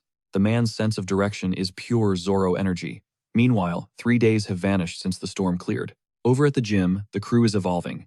Johan has already ground his way up to level 5. Using paper planes to deploy dolls over massive distances, he sends a message to Songho about their relocation plans. Their goal, a taekwondo studio right by his place. Plus, word's out that Kyung-hoon and Bora are finally teaming up. Plot twist, Hyung-jun's grind paid off, hitting level 10 and unlocking the shop. Every time a letter arrives, Songho sends back intel, guiding them toward the strategic stashes he'd cleverly prepped in advance. He launches the paper plane skyward, wishing them a smooth farming run, just like the one he's planning next. Songho scrolls through the auction house, noticing that Seo Kyung has been moving pretty slow with the replies lately. The man is busy pulverizing zombies on a warpath to Busan, dominating both the virtual world and reality itself.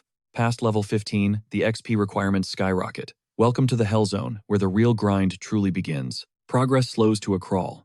Songho opens his status window, crunching the numbers on his level-to-point ratio. To reach 16, he needs to drop 100 zombies.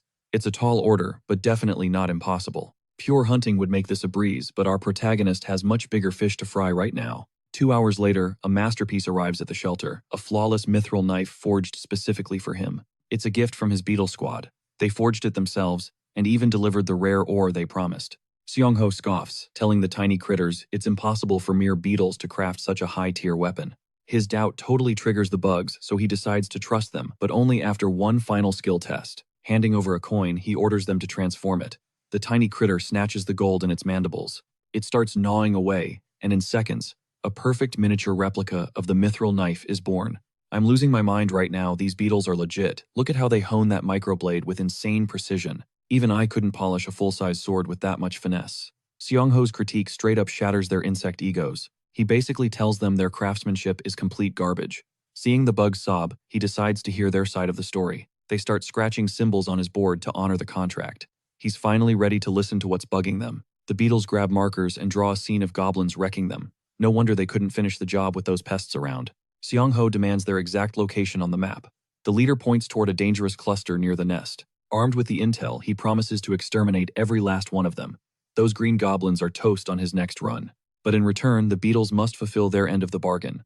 He expects a masterpiece once the threats are neutralized. With the contract set, Songho's feeling strangely generous. He might even cremate the goblin corpses for these little guys. He's got one more specialized crafting request for them, something entirely different from the usual goblin hunt. The bugs are all ears for their new boss. Songho celebrates the partnership with a tiny awkward claw shake. These beetles are a literal goldmine for the future. Songho keeps the grind going with Dingo by his side. The apocalypse is evolving as zombies become total tanks.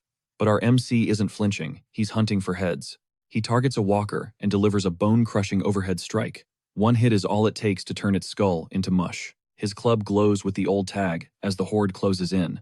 Songho doesn't retreat. He lets his fury explode. He mows down two more before a lurker leaps at his back. A classic sneak attack to catch him slipping. Songho reads the play and winds up for a massive backswing. He knocks that zombie out of the park like a pro. Slaughtering the undead is just a boring daily chore now. His eyes are locked on his true goal, Eden Villa. With the bodies piled up, he finally spots the luxury complex. Honestly, it looks kinda mid compared to the hype. Still, it's a paradise compared to the nightmare in the city. If the world hadn't ended, he'd never be here. This place is way out of his tax bracket. But the real stressor is wondering if Soo-yeon is still breathing. Radio silence from her side, which isn't great. At least Kyung-joon and Bora are surviving as normal humans. Big news, Awakeners aren't carriers for the zombie plague. They won't accidentally infect the regular survivors. He's chill even if Soo-yeon turned into a brain eater. My man is definitely not a simp for anyone. The villa's location is what matters, it's right near the jackpot. Specifically, it's next door to Kyung-joon's secret bunker. Plus, the government's high-tech time shelter is just a stroll away. Songho tells Dingo to hop on for a ride. He's scaling the broken elevator shaft like a total beast. This spot is a perfect fortress for anyone still alive. But high-tier loot means high-tier drama and conflict. He finally reaches the summit of the luxury complex. He realizes a normal human would have died of exhaustion by now. This climb was a total physical nightmare. A rope was left here on purpose, which is a major clue. It means Soo-yeon is likely the one guarding this turf. He finds her unit and gives the door a firm knock. Suddenly, an angry voice screams from the other side. Mistaking him for a threat, she checks the peephole slider. She barks a warning for him to back the hell up. She's terrified of a killer on the loose, but then she freezes. Seeing Songho instead of a monster leaves her speechless. Songho just waves and asks for his medicine payment. He's here to collect on their survival deal. Sure, a deal is a deal, but this is some high-key psycho energy. Who worries about debts during the end of the world? She thinks he's a total creep, but his weird riz actually works. She lets her guard down and invites him in. She's ready to spill the tea about the mysterious killer. Time to answer every question Songho has. The second they hit the couch, the secrets start coming out.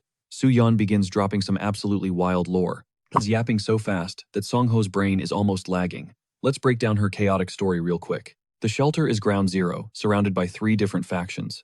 First up is Party C, a group of 10 survivors. They wanted to crack the shelter open and share the loot, but the other group said no, and then things got bloody. A killer appeared out of nowhere and stabbed a survivor. Looking at the crew involved, Songho has a theory. He's betting Kyung-joon is the puppet master behind the killer. And as for his special ability, there's a catch. His mind control likely needs a specific proposal to activate. It's a classic RPG-style condition for his power.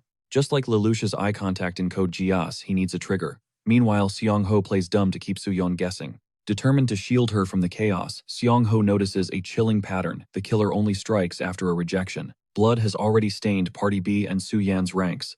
The body count is rising, and the shadows are closing in. Strangely, Team C remains untouched. It raises a major red flag. Why are they forcing the time shelter open so early? While the motives are murky, Songho discovers Su-yan's secret. She possesses a rare healing trait. Her powers might only mend minor wounds for now, but in this hellscape, a top-tier support is a literal lifesaver. Grinding levels is a nightmare for supports. This realization hits hard. Team C's leader isn't a frontline brawler at all. He's an awakened with a non-combat ability, meaning he's desperate for rare materials to bridge the power gap. That's Songho's working theory, and honestly, Su-yan thinks he's hit the nail right on the head. A leader's stats don't always reflect their crew's lethality. Songho suggests the group is buckling under some heavy personal burdens. These hidden pressures are forcing the leader's hand into making reckless, desperate moves. The puzzle pieces are finally clicking together. Still, one question remains. Why is Su-yan flying solo? Turns out she wasn't planning on farming today at all. She was actually waiting on a confession. Weird timing, right? She vents that her squad is basically a circus of idiots. No wonder she lost her temper at the door. Her teammates are the type to prioritize their needs over literal survival. Lust is their only motivator. Even our main character is caught off guard by how messy this social dynamic really is. Despite the drama, Su-yan insists they aren't evil, just clueless. She shifts focus, asking Songho what his next move is. He's set on scouting the time shelter. It sounds like a suicide mission to her, but Songho's got a plan. It's strictly a recon op. He knows the incoming zombie waves will keep the enemies scattered and distracted. With the horde closing in, the area becomes the perfect playground for a stealthy observer.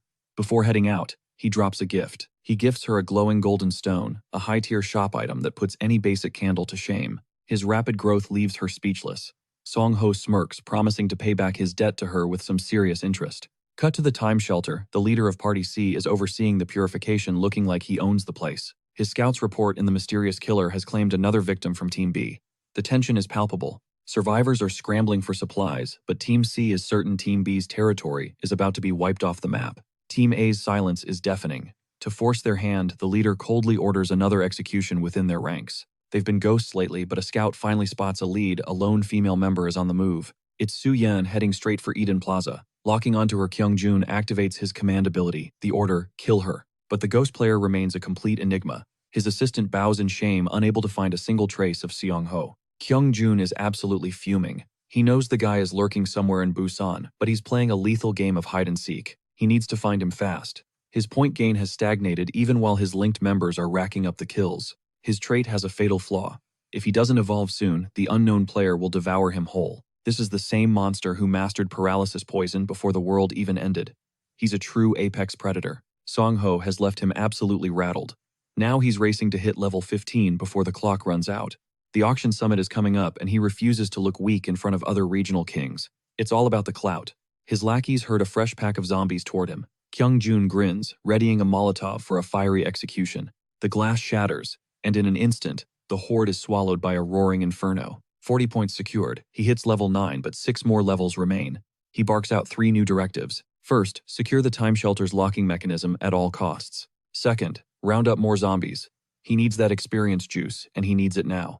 And third, the one that fuels his rage, hunt down the player unknown. But while he's playing general, our boy is watching the whole meltdown from his portal, enjoying the show. Don't get too ahead of yourself, Kyung-jun. With Su-yan on his side, the script is about to flip.